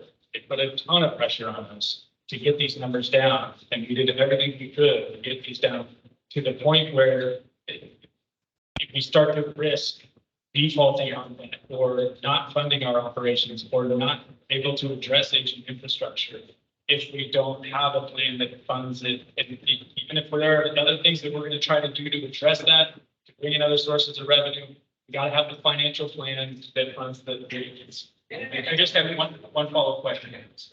Hold on, let's not interrupt. Just one quick question. Interrupt you. Let's let him stop. Let's not interrupt him. Let him talk. I'll pass the microphone back. Don't worry. My last question is, and it's going to fall to the gentleman here in front of me, saying that if we don't see the proposed increase, let's say the customers do decide to basically protest and it doesn't go through, what are the real consequences? I know you mentioned potentially cutting, things like staffing, the capital improvement plans won't happen, but what is the real world consequence? Are we going to basically have water issues in our area, our service district? Are we going to see people basically with no clean water in their house, unable to flush the toilets because the sewers are turned off? And at what point does the state water board step in and take it over and decide to basically create a new board? I'm just throwing everything out that potentially happen. So it's hard to predict, right? So if we knew exactly when the infrastructure was going to fail, it'd be easier to plan for these projects. So it's hard to predict when it's going to fail. I can tell you that we're already thinly staffed. And so if we do have to cut staff, that's going to be really hard for us to keep up with maintenance and operations and emergency response times as well. So yes, there probably will be longer duration of outages. At what point in time do those outages start occurring more and more frequently? I don't have that crystal ball, but it's going to start happening if we don't have the ability to fund the projects and to fund our staff. It's a huge concern. That's what we're up against. If we, as an agency, didn't feel like that was a real risk, we wouldn't be proposing this. We don't want to propose this. This is not politically popular for elected board members. It's certainly not fun for any of us. We don't want to have to do this. We're doing it because after all of the analysis that we've been through, this is the best thing for the community. The alternative is costlier. The alternative will cost more in the long run. I want to get to something else that you mentioned though, which is the hardest part about this is low income customers. People don't make things about it. We understand the impact. We feel it. Some of our staff are in that position, the families are in that position, or our board members or their families are in that position. It's the last thing that we want to do to anybody, especially the people that are most vulnerable. The problem, we have multiple challenges on that front. One is we're prohibited by law from adjusting rates based on the class of the customer, especially can't use income as a basis to impose a differential rate. We're not allowed to do that off the top. And even if we could, we'd have to have a discussion about whether CCWD should be subsidizing customers based on other customers are paying for that. So we're not a welfare agency. So even if we were allowed to do that, would that be in all the community's best interest? That's a debate that we can't even have because we're not allowed to do it. What we are going to do, and this actually came up at our town hall that was passed a couple of nights ago, was really great suggestion from one of the customers was to forming a committee that includes regulators, includes people that are in that position, to come up with some solutions. And the supervisor for that district said the county, and he stood up and said, yeah, this is not just a water and wastewater issue. Bills are going up across the board. Costs are going up across the board. It's hard for people to meet their monthly expenses, and this is going to make it worse. We get that. So as a community, as local agencies, we've got to come together and figure out how we meet that need without the most severe impacts on the customers that are going to feel it the most. That is a huge part of the work that we're going to be doing over this period of time. We've already, the last couple of years, we've been working through the state advocacy organizations. I'm on the board of the Association of California Water Agencies. We've been shouting at them. This is a crisis. We can't fund all of the infrastructure work that we need to do on the backs of our ratepayers. I can't do it. I showed you the list of projects we pulled off the list. That work still needs to get done. You can't put all of that work on the backs of our ratepayers. Even this 5-year plan is going to be really hard for a lot of people. So we're pushing as hard as we can on other agencies, on state leaders to address the issue. They do have a slide on that. Maybe we'll get to it, maybe not. We do have a small customer assistance program that is funded by CCWD. Most water agencies can't do that. We have some unrestricted sources of funds that are not rate revenue that we can use to fund some assistance for low-income ratepayers. So we do have a small customer assistance program. And then there are some resources available from the state right now. It's not enough. So we're putting a lot of pressure on our state leaders and our other local agencies for all of us to come together, figure out how we address that crisis. Used to be 2 years ago, and I've been through a lot of these meetings and a lot of these discussions. One thing that I seem to see happening repeatedly is that you come along and say, well, we're going to increase the rates, but don't worry, we'll give you more water for what you're paying. Well, for those of us that are single, or small households, or people who are really conserving water, that does not help. That is the worst thing in the world you can do, because every month and every month when I pay that bill, I'm paying for water that I never use. And that frankly annoys the heck. What you need to do is create more tiers where you can actually separate out those of us who don't use the water. And we don't have to pay so much for the water we don't use. So that's completely understandable. I hear your frustration. I mean, I don't know, but you may push it out. The way this rate structure works, in their current rate structure, actually, you're not paying for any water that you don't use. So our base rate does not include water. That's not something that you can do anymore. The first tier of water, if you're a small water consumer, your chances are, especially now, the odds that you're going to be able to stay within that first tier, the lower cost of water, consumptive water, we're increasing the first tier so that people can hopefully stay either conserved or they're already a low water consumer. They can stay within that first tier, but you're only paying for what you use. You're not paying for any water that you don't use. It is, you only pay for consumption. So the base rate. Ask about the consumption rate. What's the percentage of consumption rate? We had that slide earlier. We can show that. I can pull that back up. But so the base rate is, as Habib mentioned, it's currently about 80% of rate revenue. It's going down to about 75%. So it's going down a little bit, but the reason why the base rate is higher for us than it is for some other agencies is because the vast majority of our costs are fixed. Whether you use the water or not, our costs don't fluctuate that much, other than some of the big ones, electricity, treatment plant chemicals, things like that. Those will fluctuate depending on consumption, but they don't, the majority of our infrastructure costs, the majority of our operating costs, they don't change based on consumption. So the consumptive portion of the bill is relatively small, but nobody pays for water that they're not using. We can't do that in California anymore.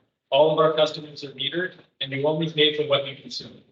And the consumption percentage rate is. So it's about, Increase. yeah. The consumption percentage rate is.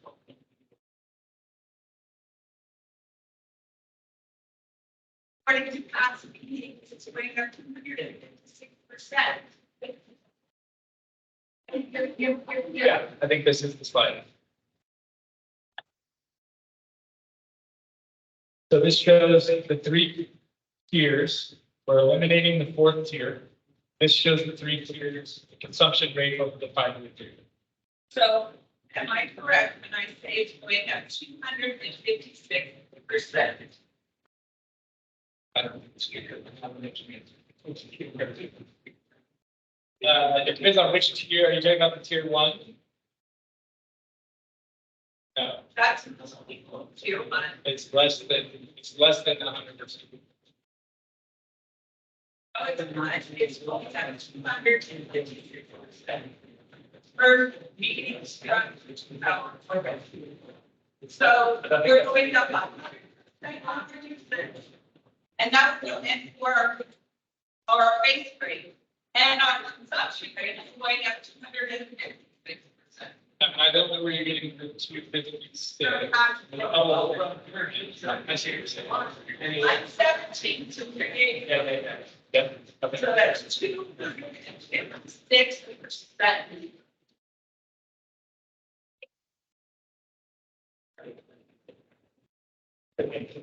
So what we think that is just the total. Okay, I guess we have a nice little sales. Hold on, I need to address that question really quick. She's asking if this portion going up to a meeting.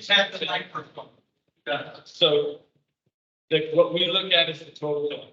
And that's what the percentage consumption or the percentage increase for each year is based on. It includes consumption. Sorry, go ahead. Hello, I guess this is a nice little sales pitch.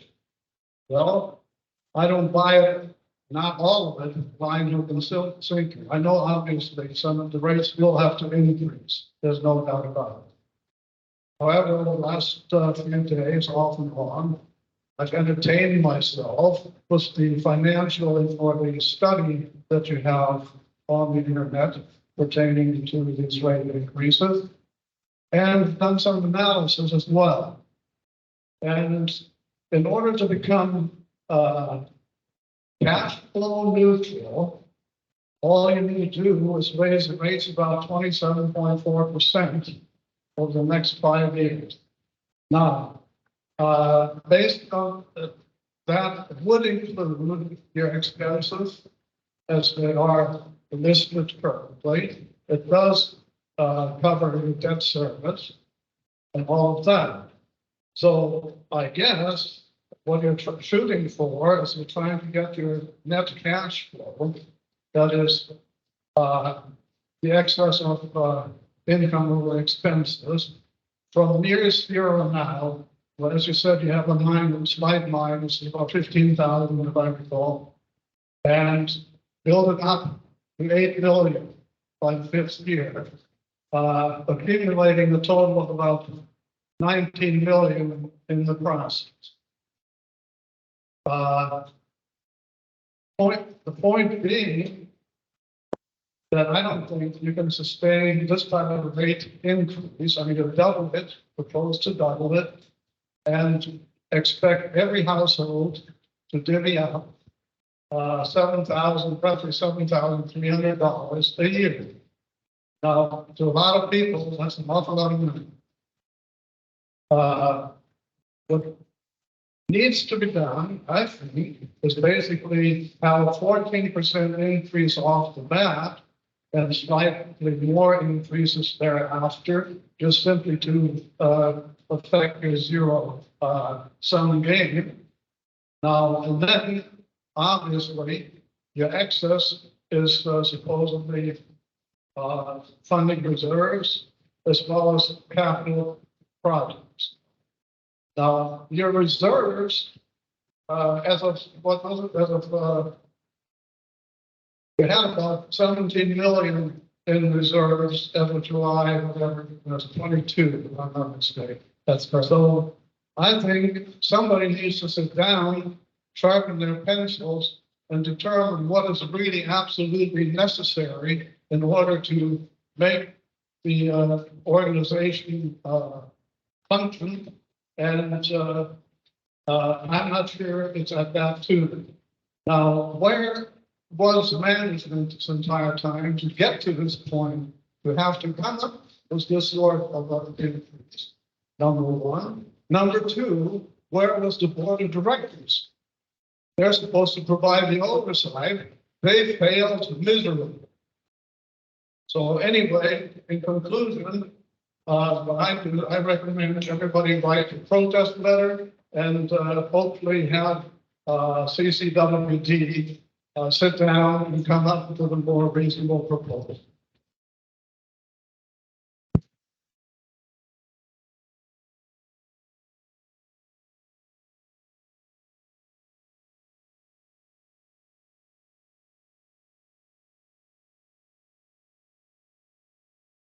I just want to point out the thing, your numbers are correct, and the thing that he's looking at in the report is just the operating, which was that chart where I said there's no capital.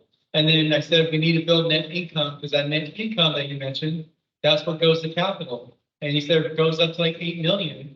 But yes, because the capital spending for the 5 years is 55 million. And they're already trimmed down. And then besides that, after funding capital with the net income, then you also need some to maintain the reserves at the minimum levels. So I'm not disagreeing with the numbers that you said. It's just that budget that you're referencing, the 24%, that's only operating only. So if we wanted to show a full net profit loss, then we would bring the capital into that equation, and then you'll see that would be negative, because we are using reserves and we are using debt financing to be able to offset that over the time. A sec, let's get a microphone real quick. I don't have any problem with what you're saying. You're correct. And the only point I am making is, do you need to impose those capital projects when you're imposing them? Can they be deferred? Can they be financed via debt as opposed to in-house and those type of things? So that's where I'm coming from. There's a lot that can be done in one regard. So we did have some slides on that, but I think the really important point is, the really important point, I think, is that the percentages that you just presented, I think it's really important for everybody to understand, does not fund any capital improvement project. That's just operating. And that doesn't help us address our infrastructure issues. And we've done over the years. It's not that we've been asleep at the wheel. We've strategically added staff only where it makes sense, where we can actually implement construction projects at a lower cost than what going out to a contractor will do. So we have examples of where we're doing that. That's how we've made it through these last few years without bringing significant rate increases back to the rate payers earlier. It is through that work effort that we've been undergoing. So there's been a lot of those cost cutting and staffing strategically to figure out how to most effectively address our infrastructure issues, but not implementing the CIP, not addressing those infrastructure projects is not helpful for our communities. It's going to cost us more in the long run than it is. Like I said, the projects that we have in here, these are the bare minimum that we should be addressing, and we need to do more than what we've listed here. we've got to go out and find other sources of funding to do even more than what's funded in this program. Otherwise, we're not doing our community favors by letting the infrastructure fail. I'd like to ask a question that kind of builds on this discussion. You showed several slides and you have spoken about the huge cost, the necessity for the impact of capital improvements.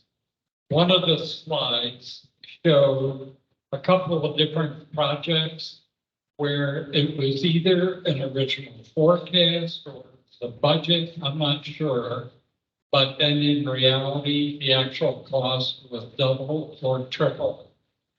Later in this presentation, you mentioned when there is a new development, the developer pays the cost. So I am really curious. You're, I guess, near the completion of the sewer main project on Burns Ferry Road, Poker Flat, Connor Estates Drive, etc. And I'm wondering how that worked out. You said the developer pays. So who was the developer and did they pay the whole cost of that project before the development started 25 years ago? Connor Estates, Peninsula, a little more recently. It's a great question. So I think that project's still only about halfway done, David. The Copperopolis lift station rehabilitation project, yeah. Yeah, so some of that is development driven. A lot of that infrastructure has been in the ground for a long time. The pump stations are old. They're at the end of their useful life. With major operating and safety concerns with those lift stations. So that project is a really important project. It's funded though with like most of our projects. That one's funded with capital improvement program funds though. So that is one of the projects that we're funding with infrastructure loans that we took out. But our debt service is paid by, in part, those reserves that we've accumulated from developer projects or capacity fees that we've collected over time, but also the infrastructure revenue that we generate. So we were able to leverage because we did the financing, we were able to extend the cost of those projects over the life of the infrastructure, so that current ratepayers aren't paying for 100% of the cost of those projects. We're very fortunate as a public agency, as a nonprofit, we get low interest loans, and so we're able to get low interest loans to pay for infrastructure that over the life of that infrastructure, rather than putting that whole burden on current ratepayers. So that project is financed through low interest financing, and the debt service is covered by infrastructure revenue from different sources. But there was no single developer that drove the need for that project. So when that infrastructure was first installed, yes, it was paid for by whichever developer triggered the need for that project. But there's no single developer that's driving the need for the replacement of that infrastructure that now belongs to CCWD. And that's what we fund. We do use, we get capacity funds from new connections that we can use to replace existing infrastructure as it places a burden on that infrastructure. So we use, as a part of our capacity fee, there's a buy up portion for expansion, and there's the buy in portion to contribute to projects like this that are existing infrastructure that we use new connection funds to help replace. Rob, So, sorry, back. so I had a couple questions. I'm just curious, are there any major manufacturing or really major wastewater users in the system? Damon, do you want to take that one? I mean, the vast majority of our customers are residential customers, both on the water. Okay, so nobody will be, BOD loading and TSS loading, all the restaurants? Okay, and did their BOD and TSS rates go up at all? Have they stayed the same? Just curious. Okay, that might be something to consider that, David, do you want to answer that in the microphone? Sorry. Yeah, apologies. So the question is, to the sewer strength stay the same? And the answer is yes. So the cost for the sewer is based on the EDUs and then pushed out through the basement as well.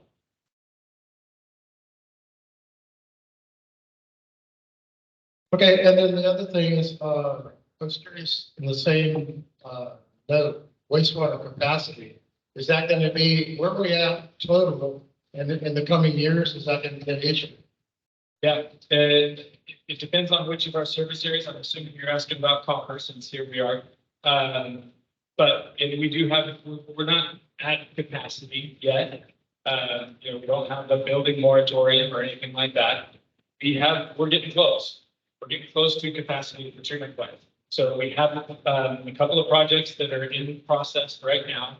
And those are the ones I mentioned earlier that we've spent a lot of time working with our federal representatives and the Army Corps of Engineers to secure funding for that project. So we have $13.28 million in federal funding that is going to go towards that project.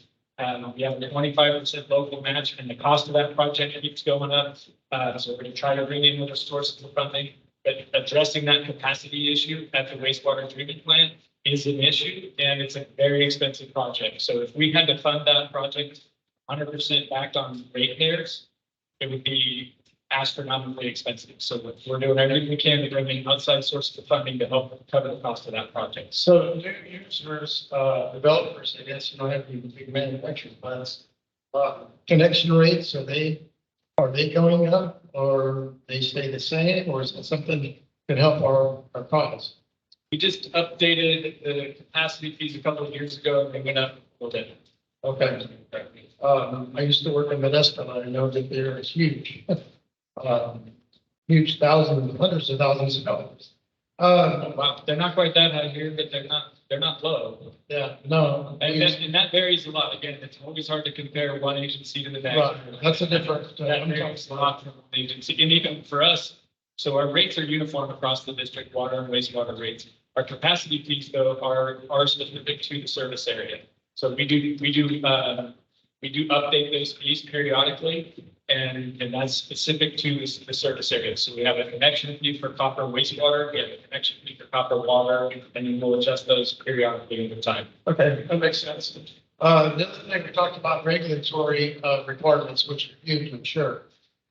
Any thought or any hope that the political landscape changes in the next couple of years, that maybe regulatory issues could go down, and even more importantly, the inflation rate chart that you showed would be not so high? And if so, is there a chance that we could revert back a little bit to, change the rates accordingly and how that could go?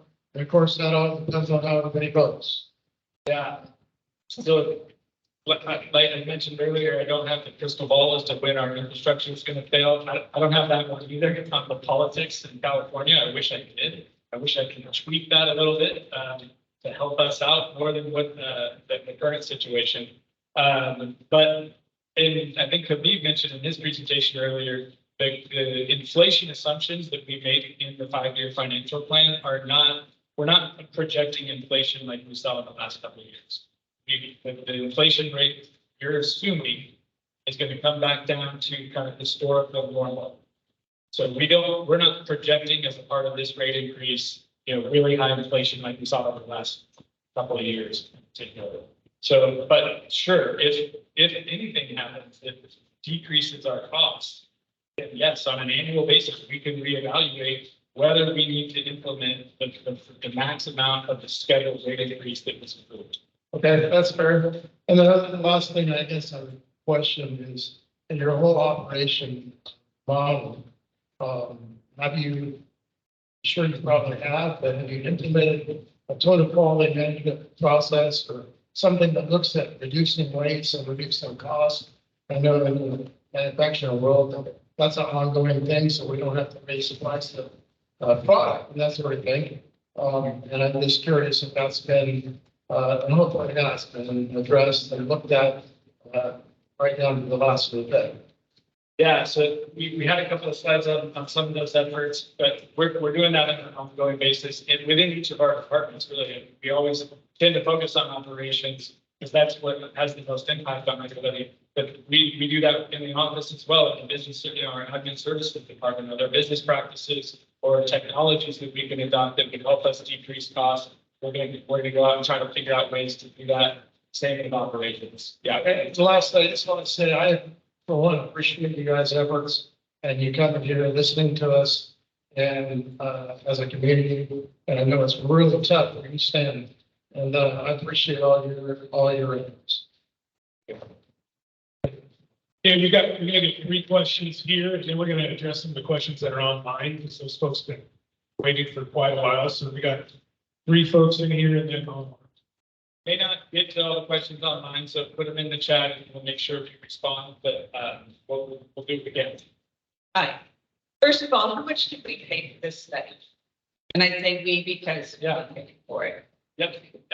So the total, right now, I think the contract that we have with IB Consulting is right about $100,000. I know that sounds like a lot of money. It is a lot of money. But the importance of this 5-year financial plan for us, it easily justifies the cost of that contract. It's a really complicated analysis, and we really benefit from having outside expertise that are working with agencies across the state dealing with the same challenges that we're dealing with to come in and help us with this process. Okay, so if Todd, Yeah, it's been almost a year of work, this process. Yeah. if Todd just did their rate increase and they can include 400 cubic feet of free water, and in their billing cycle it would be 800, why can't we do that? So I can't comment on their rate structure and how they've done it. What I can tell you is just the way that we're set up, we're not giving any water with the base rate. So all of our customers are meters, which means all of our customers have to pay for actual consumption. That's why the base rate doesn't include any water, only, it's only based on, you only pay for what you consume. You have something you wanted to say? Oh, I thought you wanted to say something. So why do the commercial users get a decrease in the first year if they have a 1-inch meter or more? So when we're talking about meter sizes, we're not looking at custom classes anyway. Doesn't mean they could be commercial. When we look at meter sizes, I don't know how it was done last time, but what's very important, especially in current court cases in California, is that we have to make sure that the capacity of the meter is reflective of the types of meters that's actually being used in this district area. So that's going to be like the past 12 months that we need to show that it's not just going off of a manual that's a new standard throughout the nation, but it's actually reflective of the meter being used in this district. So our analysis is using the meter and the gallons per minute or the capacity that your meters take up. So whenever we do that, it recalibrates those costs. And one unique thing with your agency is that almost all your meters are the 3/4 inch meter, smallest meter, or 5/8. That because of that, if you try to put more cost to meter capacity, it is inevitable that the base rate has to go up. Almost most of it goes on the base rate because your meter configuration is majority, like over 95% of it is the smallest meter. Okay, so then I talk about meters. We spent how much money for new meters in the last 2 years and they're broken and they don't work. We can't see them online. Are we going to fix those things before you go and raise our rates? So I'm glad you asked that question. Next slide. This is actually a cost saving measure. The meters work. The meters are much more accurate than what we used to have. So one of the reasons we did this project is we had a lot of underreporting or non-reporting meters. So we were losing a lot of water, or at least it looked like we were losing a lot of water. And I mentioned the water use efficiency standards, the new requirements that the state is imposing on us. It looked to the state like we were leaking like a sieve, because we had treatment plant production numbers and we had meter numbers that didn't match up. And they still don't match up. We do have system losses, but now we have much more accurate data as to what customers are actually consuming. So regulatory compliance was a big reason for this project. There's lots of other benefits from this project. We used to have 2 full-time meter readers, 2 staff people that did nothing but read meters all the time. So we do still have some meter reading work effort, but we don't have to have 2 full-time meter readers anymore. We're able to reallocate those staff positions to distribution crews that were understaffed. So we save when it comes to, we're actually hopefully going to save significantly when it comes to regulatory compliance, to staffing, and then the customer portal that we're going to roll out here in the near future, hopefully within the next couple of months. Customers are going to be able to see what we're already benefiting from, which is real-time meter consumption at every meter.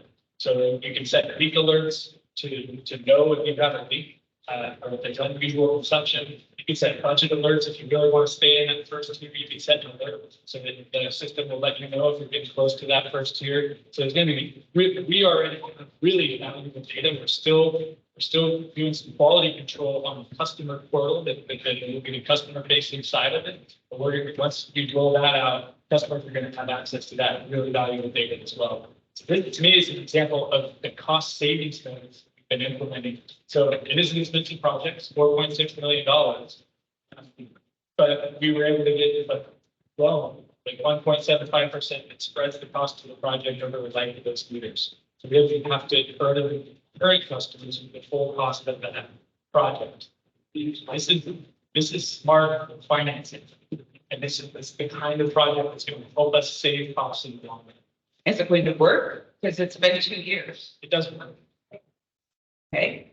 And I can go online right now and look at everything. No, we haven't rolled out the customer portal side of it, but those meters are in the ground. We're predicting right now. Okay.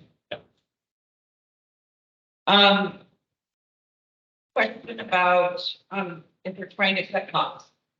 One of the things that neighbors have mentioned to me, and I've seen myself, is that we see CCWD trucks outside of our county. We see them in Amador, we see them in Tuolumne County, we see them in the City of Angels camp at the gym, sometimes in the morning at 6 o'clock.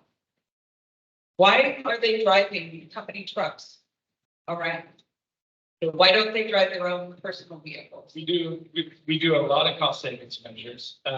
It's going to be pretty unusual where you see CCWD trucks outside of the county. It's not, I see it. Why not? It does happen, but it may be that there's some reason why they need to go out of the county for supplies and materials. We do have most of our district staff keep their trucks at work and drive their personal vehicles home every day. Vast majority of our staff.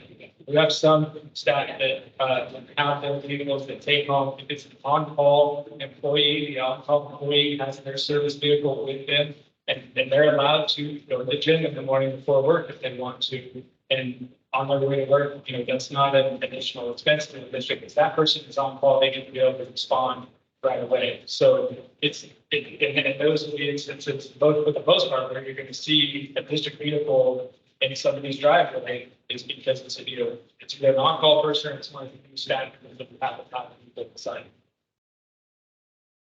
So we also put staff on standby. So if we anticipate a large storm, we'll put a number of staff on standby. So we see a number of vehicles in driveways, and they're just like the on-call person, ready to deploy and respond to the issue. Additionally, if somebody has to attend a training session right early in the morning, we allow them, and they're closer to that training session, which perhaps is out of county, we'll allow them to take that vehicle home at night. So it provides efficiency for them to be able to get to the training, get back quickly and efficiently. some of our staff live in neighboring counties, so they're on call, or they're on standby, and they're on their way home from work, and they stop off at the store. We allow that during incidental travel. We don't allow personal use of district vehicles. But if they're just coming through in front of work and they stop off at the grocery store, then it doesn't, it's a big cost. But for the most part, it's district use of district vehicles. So you mentioned that you sympathize with CCWD people that pay these extraordinary bills. And I'm curious how many people in management actually are CCWD customers and consumers. Raise your hand. Are you? I'm not, I live in Northeast. I used to be, I used to pay water, CCWD water and sewer when I lived in Arnold. I now live in Northeast, so you heard the sanitary customer. But it affects the majority of our staff.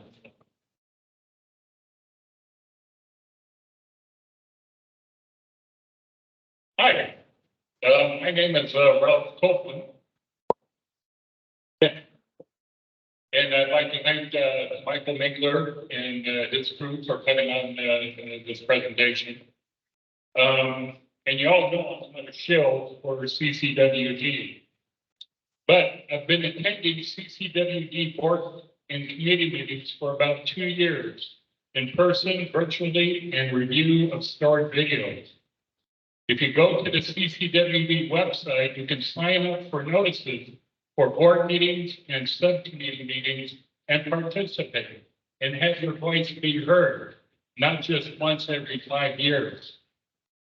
I've worked in the water industry for 35 years, working on project management for water treatment plants. I also supplied all the underground water, fire, and sewer materials to town square through Castle and Cook. I'm one to reluctantly agree with an increase, mainly because my family is fortunate enough to adjust our budget. I understand I've got my daughter in that situation. Why am I for this increase? Or for an increase, not necessarily this big. For one, we are a very small service district and a small financial pool to draw from. Still, as you see, Copperopolis has received a huge share of past, current, and future CCWD infrastructure improvements. CCWD has hired state and federal lobbyists working on our behalf for capital improvement project funding and financing. CCWD works hard on application processes and receivership of grants, which is a reason to have a strong reserve and a good credit base. Speaking of grants, CCWD, through the Corps of Engineers, with the assistance of Senator Dianne Feinstein and Representative Tom McClintock, have secured funding. They have generated money for the Copperopolis water treatment plant. The grant has grown from 1 million to 11 million. Now it can possibly be expanded to 16 million of money that we don't have to pay back. It's not for expanding the plant for future development. They're bringing it up to current state and federal requirements and specifications. More on our money. Installation of electronic metering system, which will improve accuracy and lessen waste. Being proactive with the creation of an independent field repair crew. Hiring skilled employees doing work that normally would be outsourced. I see these guys working on electric actuators and large butterfly mills that would cost easily $40,000 to $50,000 if it was sent out. They're doing this stuff in-house. And please do not forget their service during the past winter storms and the previous summer fires. CCWD has also negotiated good faith union contracts. They've had equipment purchases which will pay for themselves through the long run, such as a boat truck and a baby machine. They've developed a proactive, hardworking internal team led by Gina Michael Minkler, which includes field services and operations, engineering, accounting, and customer service. If you're concerned about salaries, we need to be competitive in the market, hiring very good people to keep this ship afloat. Jeff Meyer, who's here, hey Jeff. Jeff Meyer, CCWD Director of Administrative Services, said at previous CCWD meetings that things could have been done differently in the last two rate studies, particularly the last rate increase, which could have addressed capital improvement projects and their costs much better. My belief is that the responsibility of these decisions lay with the board of directors. If you like it or don't like it, you can make your voice heard not only at CCWD meetings, but at the election ballot box. Thank you.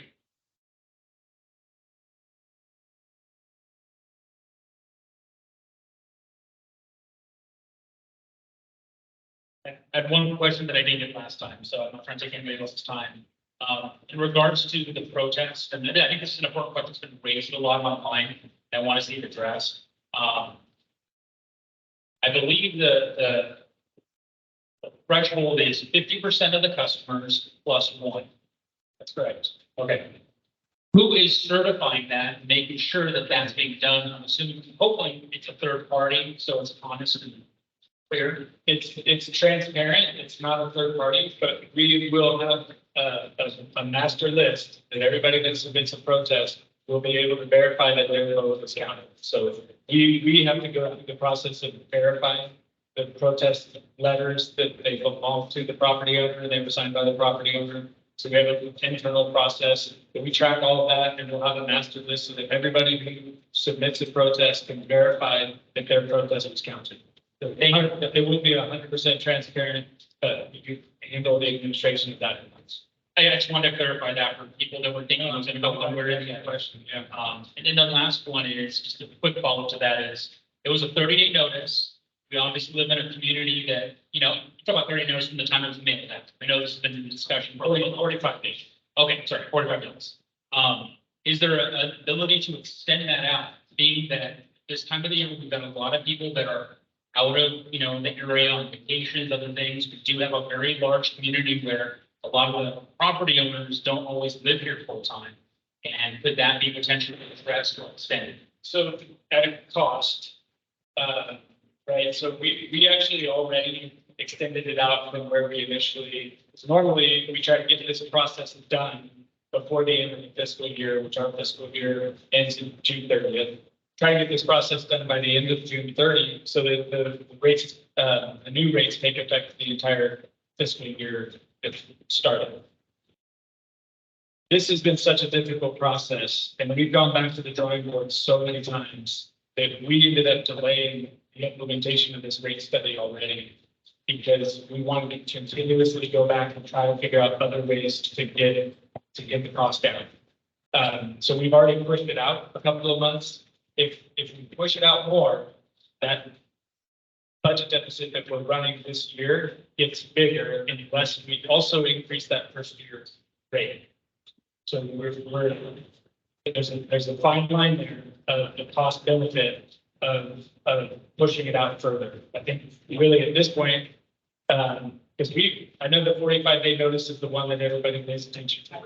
That's the one that hits everybody's mailboxes. But that's Ralph could attest to. We've been talking about this at almost all of our board meetings and finance committee meetings since October. We've pushed a lot of information out over social media, press releases.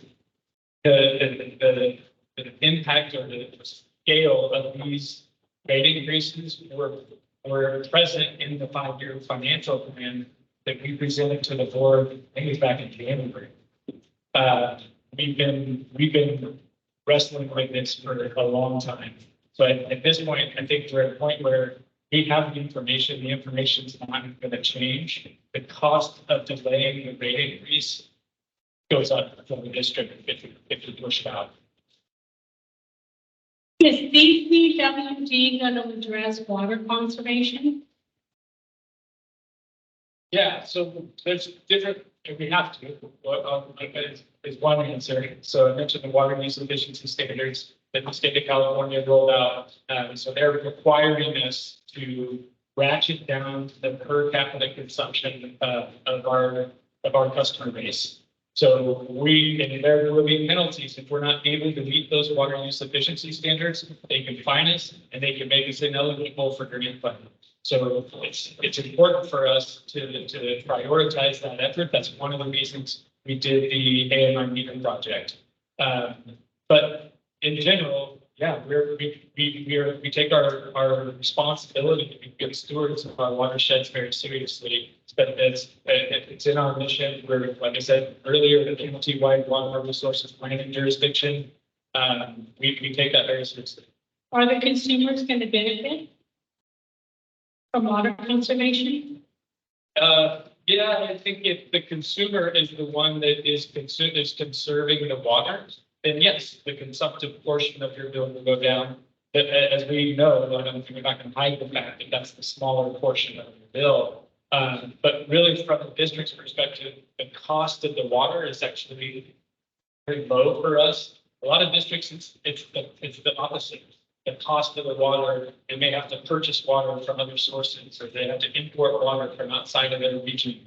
So the cost of water for some districts is very high. For us, the cost of water is actually very low. Whether, like I mentioned earlier, whether consumers use very much water or not, doesn't have that big of an impact on our operational costs.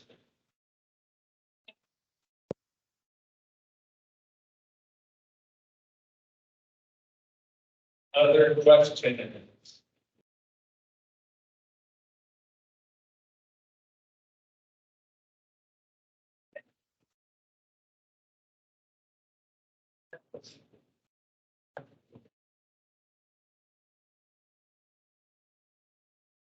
You've put a lot of work into justifying the costs, and I'm sure none of us have the ability to question that. There's no question, though, that the costs will get to a point where budgets will not be able to absorb them. So what's CCWD's plan in dealing with customers that simply cannot pay? Yeah, as I mentioned earlier, I think that's the toughest part of this. Because right now, like I said, we have a small customer assistance program that we fund internally. Oh, I didn't. And you could go to the customer assistance program slide here. Sorry. So we have a small customer assistance program that we fund internally. We also have, there's one state program that's still available. There was another one last year, and we helped connect a bunch of our customers with a separate assistance program. But there is still one program available that unfortunately is a one-time assistance. It's a one-time aid for customers that have past due debt. So they can work through ACTA, and we can connect them with that information. To get one-time assistance for past due debt. These programs are not enough. So that's the effort I mentioned earlier. We're working with our local partners. We're working with state leaders to figure out, and they've been talking about it for a couple of years now. Somewhat frustrated with the state on this. They refer to it as the affordability crisis. They've known it's coming. They proposed a water tax a couple of years ago, which the water industry opposed because it was not the right way to fund that type of assistance program. But we proposed alternative assistance programs that the state has dragged their feet on, frankly. So we're pushing as hard as we can for the state to come up with another assistance program. And there's different ways to do that. One way is just to provide more infrastructure funding to the district. That's what's pushing our rates up. Another way to do it is direct assistance to those low-income ratepayers. So there's a policy debate about what the best way to do it is. But I think right now there's a little bit too much debate and not enough assistance that's actually being delivered. So we're working really hard, and we're working with other Mountain County agencies as well. that to push legislators on that issue with the water systems. It's the answer that we have for you right now is not enough. Right? I'm not gonna find it. We need to have more of this available for those people that are in need.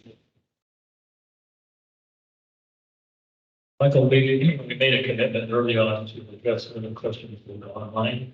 So I think, can we move to that one? Okay. Okay, so I'm just going to choose a couple from the chat here. Some of them have already been answered, so bear with me just a moment.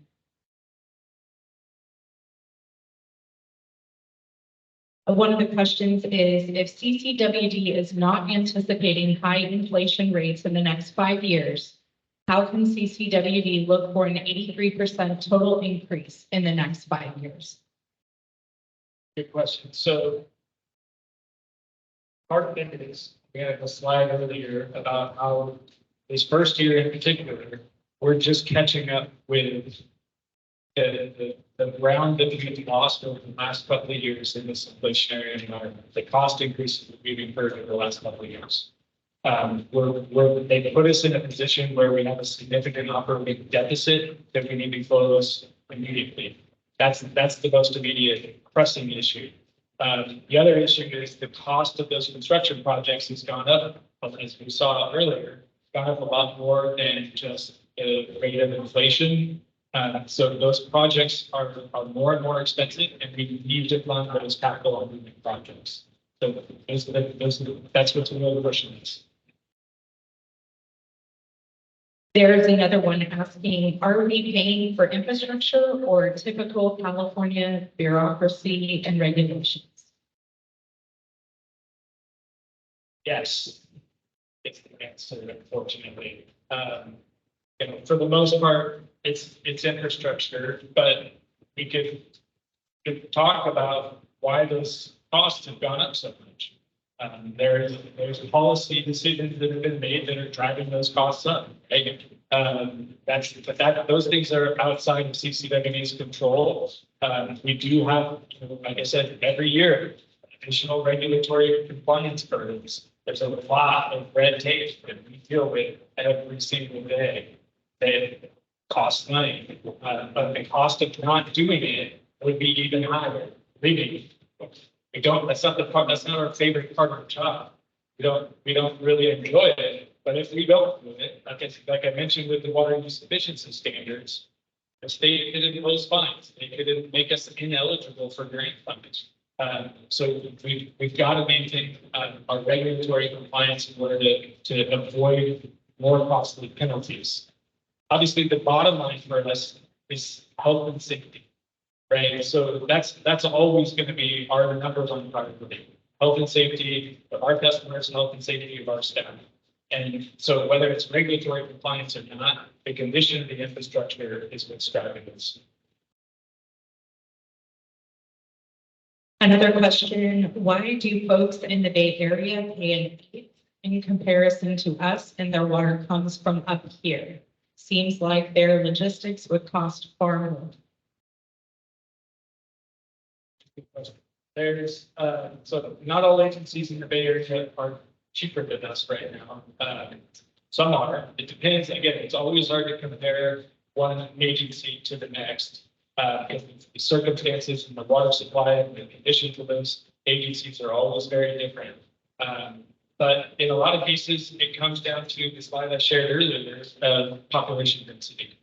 So you have a much greater population density. You have a lot more ratepayers paying for smaller pieces of infrastructure than what we have up here. We're blessed to live here in such a beautiful place, but the cost of moving water, the distances that we have to move it, or the terrain that we have to move it over is significant for us. And then finally, what have been the compensation and medical benefit increase percentages for CCWD personnel over the past 5 years? That's a great question, and I wish it had come earlier, but there's still a lot more people here. I don't know if those of you online can see, but we're thinning out here quite a bit. So we renegotiated, so the vast majority of CCWD staff are union members. We renegotiated the labor contracts a few years ago. The salary increases that were included just as a 5-year labor contract, both for SEIU members and for the management confidential unit. The salary increases were 3% for the first year, 2.5% for the next year, 2% after that. In a couple of years here, but anyways, between 2 and 3% on an annual basis. The other thing that we've done, this was one of the first things that Director Thomas came to me about when the district first hired me almost 5 years ago now, was restructuring our retiree healthcare. And that was a difficult negotiation during this last contract negotiation. But we restructured the retiree healthcare benefit that the district offers. We no longer offer a defined benefit plan for our employees who didn't already have it. But for any new employees, and we've had a lot of staff turnover in the last few years, we've hired with 21. I think we've replaced 21 people in the last couple of years. We've only added, our total number hasn't gone up very much. We've only added a few positions, but we've had a lot of turnover. We've had a lot of retirements. And then we face competition from other agencies in the labor market. Our staff get pulled away sometimes. It's lost 3 different employees in the last 3 months to other entities that are recruiting them away from CCWD. Why I think Ralph made a good point about why it's important for us to remain competitive. But we restructured that entire health benefit. So any new CCWD employee since that time doesn't have the defined benefit package anymore. It's a defined contribution instead. It's a much smaller cost to the district. Still provides some benefit to the employee, but it's not what it used to be. And we're currently saving hundreds of thousands of dollars per year because of that contract negotiation, and the cost savings to the district over the life of those employees is going to be even more significant than that. So we've worked really hard with our union members and with our management unit to restructure those benefits to build in some significant cost savings. That's another example of cost savings that helped us get through these last couple of years. So we built in those cost savings in these contracts, though. So salaries salary increases are pretty modest, like I said, between 2 and 3%. And the cost, the benefit, the restructuring of the benefit is saving the district a lot of money right now. There is a question on here. Why aren't we creating more hydropower? Love that question. So again, like with solar, we've looked at additional generation, whether it's solar or hydro or any other additional source of revenue that the district can pull in.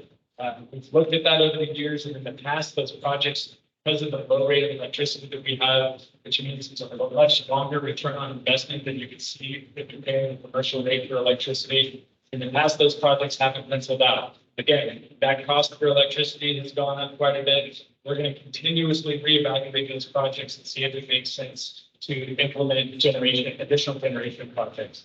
The other thing I'll touch on here briefly, because I can talk about it all night if you all want to stay with me. Both of our hydro projects I talked about earlier, both of them are going through relicensing over the next 10 years. 10 years might sound like a long time, but in the relicensing world, we're right up against the end of those licenses. So we're negotiating with our partners on those projects. We're going to be working through that process between now and 2032. It's less than 10 years now.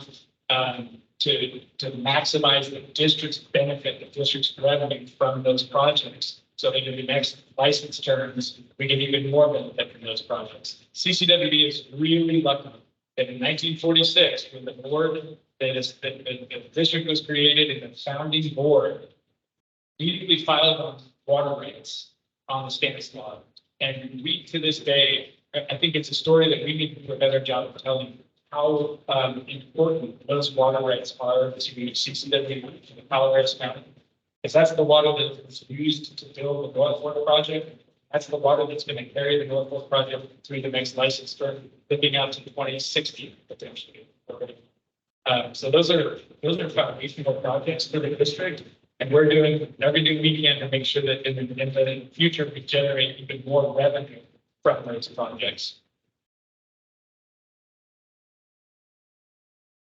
There is a question, has there been any input from the Board of Realtors on home values?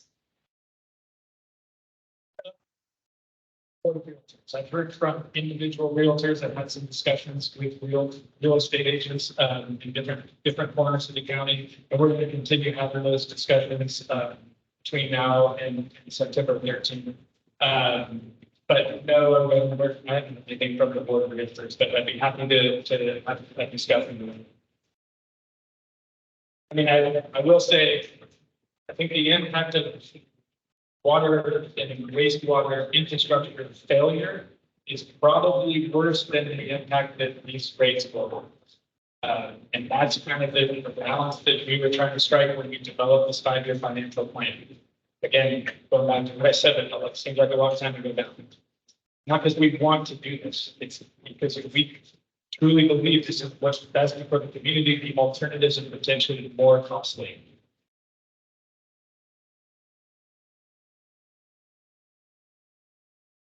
Oh, there's a follow-up question to that. What was the realtor's input since you talked to them? Just had a conversation with one yesterday who immediately, as soon as they saw me, because it's no secret that we're going through this process right now. It's a realtor that I've known not quite as long as I've been here, but 6 or 8 years now. First thing out of their mouth was, I don't like it, but I support the increase. Water is more important. Water and wastewater service is more important it's more important that you have it and be able to rely on it than anything else. And I've heard that too from local business owners. The town hall that we had at Medicine a couple of nights ago, the majority of the people that were there, including some big water consumers, local business owners, came up to us and had some very positive feedback. They don't like it. Nobody likes it. Nobody wants to have to do this, but the importance of the infrastructure is more important than the cost. And so they're supporting it. The challenge is, again, the folks that, how do we address the affordability issue? That's really paramount for us. Are home businesses such as farms being charged residential rates? If it's a single family residence, it's going to be charged a single family residential rate. If it's a farm, they're going to have, I mean, it depends on what we mean by farm, right? If it's a garden, it's probably, you're going to pay more for the water that you use. So your consumption amount will go up. You're going to pay more with your consumption. So yeah, if you're irrigating with water behind one of our meters, you're going to pay for all that water that you use for irrigation. We do have irrigation customers on a couple of different raw water portions of the system. That's a completely separate rate. It's not impacted by this. If it's a raw water customer, it's different. It's not impacted by this.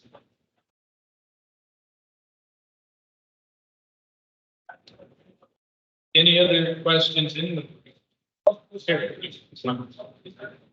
What percentage is irrigation versus commercial use? So the percentage off the top of my head, we have relatively few ag customers. So we have agricultural customers that draw raw water off the Calaveras River downstream of New Hogan. We have just one on the slurry line that I mentioned earlier. But we don't have a lot of ag water. For the district the size that we are in an ag county, it's really some of the smaller agencies. Like the community has and you could have more significant raw water usage than we do. But the overall pretty small portion of our water consumption is raw water. Oh, I guess I should mention though, when we do use recycled water for irrigation purposes as well, such as salad. Copperopolis golf course. Yes. One final question from online. Why does CCWD have 97 employees who are paid more than the median income in Calaveras County of $67,054? Why do the directors receive over $100,000 per year in medical benefits? These are extremely overcompensated personnel. So we don't have that many. We have 75 employees. And we have 5 directors, and they don't receive a benefit anywhere near that, which Russ, I'm sure could tell you. They receive the same healthcare benefit that CCWD staff receive. I don't have the dollar figure on, Jeff just left. I don't have the dollar figure in front of me, but we can provide it to people. Our total, if you look at our total budget for CCWD directors, it's a tiny fraction of our budget, insignificant portion of the budget. Not to say that every dollar isn't important, but it's a small fraction of the budget. When it comes to CCWD staff, we said we have 75 full-time employees, and we go through, when we went through these contract negotiations a few years ago, we go through a very extensive process of comparing CCWD to comparable agencies. And when I say comparable agencies, I mean the ones that we're competing against in the labor market. Because it's critical. We have, as Ralph mentioned eloquently before, we depend on a highly skilled workforce, electricians, mechanics, distribution operators, treatment plant operators, accountants, engineers. We have a very highly skilled workforce. And if we're not able to recruit and retain people to fill those positions, it's going to end up costing the community more in the end. It's critical for us to be able to be competitive. We're also very cautious, Russ can attest to this, not to overpay. So we do those comparisons against CCWD against other agencies to make sure that we're not overpaying, but that we're remaining competitive in the labor market. So that's the sweet spot that we're aiming for is right. Where are we compared to the other types of agencies like us that we're competing against in the labor market? And how do we remain competitive without overpaying? So I know you were going to comment, Jeff left, but we do have numbers combined. Our directors' total annual maximum for income is $43,200 a year. That's for 5. That is for 5 directors. That's not huge. And But the board has never reached that total. I was going to say, that's based on, so the way our directors' compensation works is they get a stipend per meeting, say $120 per meeting, up to 6 meetings per month. So if they attend 7 meetings, 7th meeting is free because of the way the policy works. So that's the max compensation the director can get. So we budget, when we do our budgeting, we budget for 5 directors, 6 meetings a month, because we may end up incurring that cost. We almost never do. But the directors are conservative when it comes to what they need to attend versus not need to attend. And sometimes they attend stuff that they could claim and they don't. That happens frequently. And so we never hit that full budget amount. Like that, that's what we're talking about for all 5 of our directors. The budget is $43,000 for the year. So for just this past fiscal year 22-23, for the total of 5 directors, it was just shy of 31,000 for the fiscal year.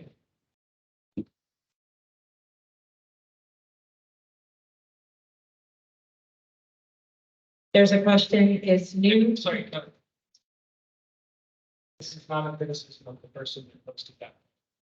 But it is an example of sometimes how facts get distorted online. So I just want to encourage people to be cautious about believing what you read on social media, because the information comes from all different sources, and I don't know where that information came from, but it certainly didn't come from CCWD, because frankly, it's just not accurate. So if you come across something like that on social media, please reach out to us. We're available. We're transparent. We'll show you the books. We are a public agency. All of our financial records are public record. We have nothing to hide on the door. Join Ralph at one of our finance committee meetings. we could use some company, where we go through and believe me, I get grilled by these directors for even small purchases. I have an example I'll give you from Director Thomas, not too long ago, where I got a phone call because I want to say that the late fee on a credit card was like $2.50, not $2.50, $2.50. And I got a call, going, why are we incurring late fees? And I got to call Dana and go, why are we incurring late fees? It's an example of how meticulous our directors, it's not just Director Thomas, our finance committee directors in particular, they put us through the ringer on every single expenditure that we have. We go through every year the budget development process. We show the directors exactly, every single line item and what's behind the line, how we came up with the total that we arrived at for that line. We go through it in detail. And so, and all of that is public record. It's all public information, and those meetings are open to the public. So we encourage people to join us at those meetings. Why aren't other resources of revenue pursued? There are other options besides biomass.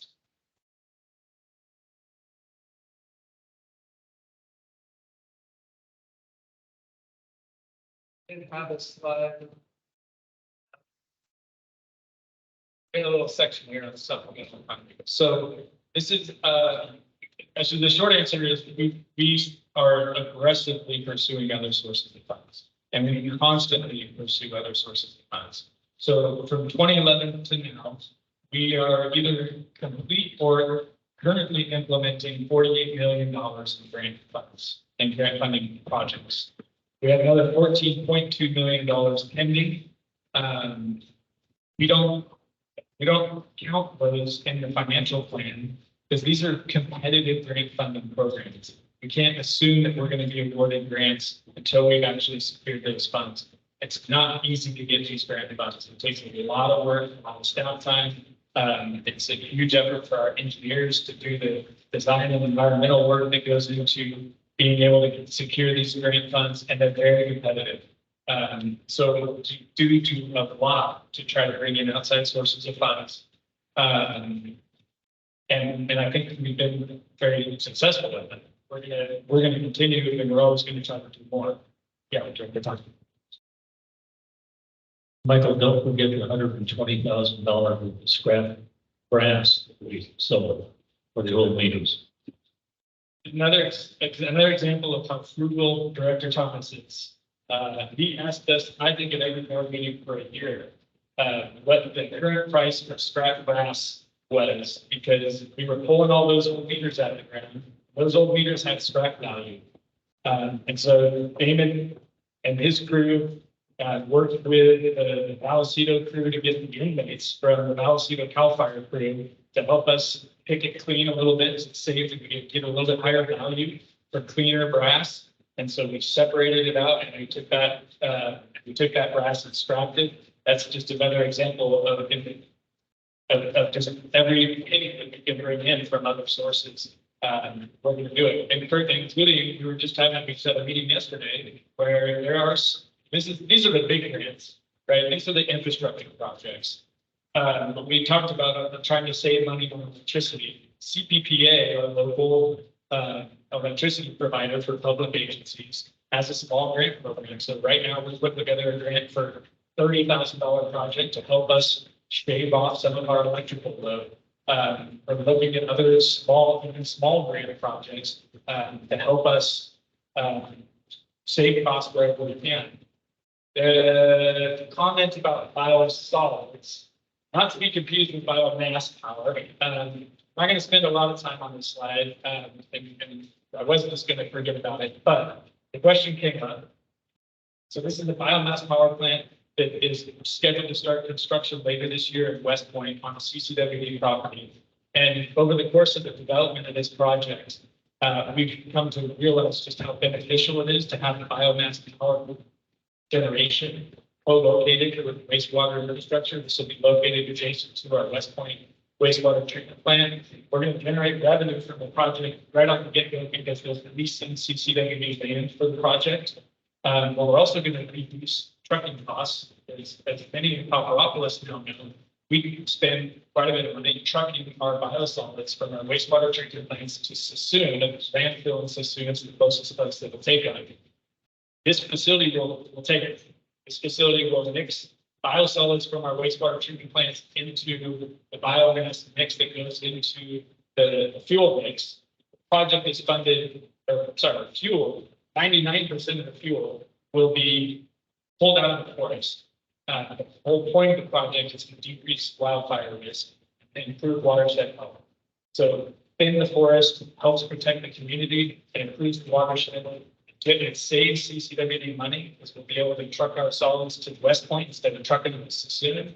And it generates revenue for CCWD, least revenue from the project. It's also going to save us electricity because we'll be able to directly feed our plant from this project at a lower cost than paying the CPA rate. So there's a laundry list of benefits that come from this project. We're already looking at doing a second one in Arnold because of the cost saving benefits of the district with the revenue generation. So, We never were. So the question was, I was wondering if this was going to come up tonight, whether or not we are still planning the biosolids composting facility in Copperopolis. And the answer is we never actually were. That was not as it was portrayed to be a CCWD proposed project. And it never even actually came to the level of the proposed project. The developer that was doing some preliminary research on it, disappeared long ago.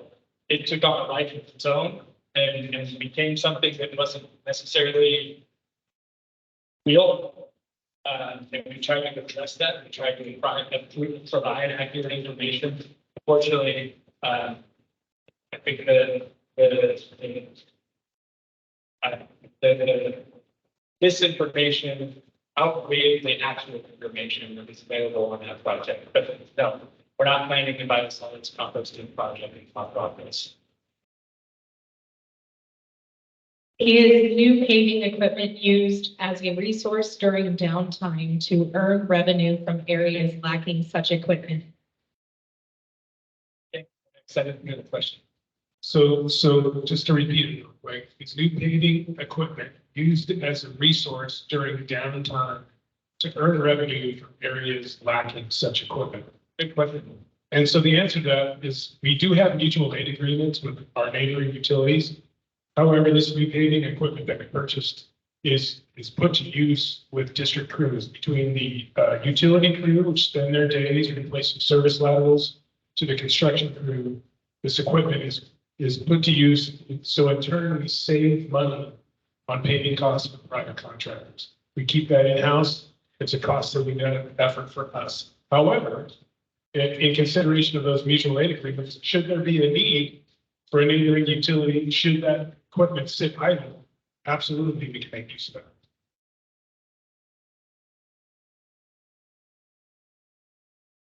So question from a new guest, the proposed increases will be causing a hardship for those seniors that have a limited income. Would there be any incentives for those seniors or disabled residents that have limited funds? Kelly, I'm going to step in here a little bit. We have answered that question in a number of ways at various times this evening.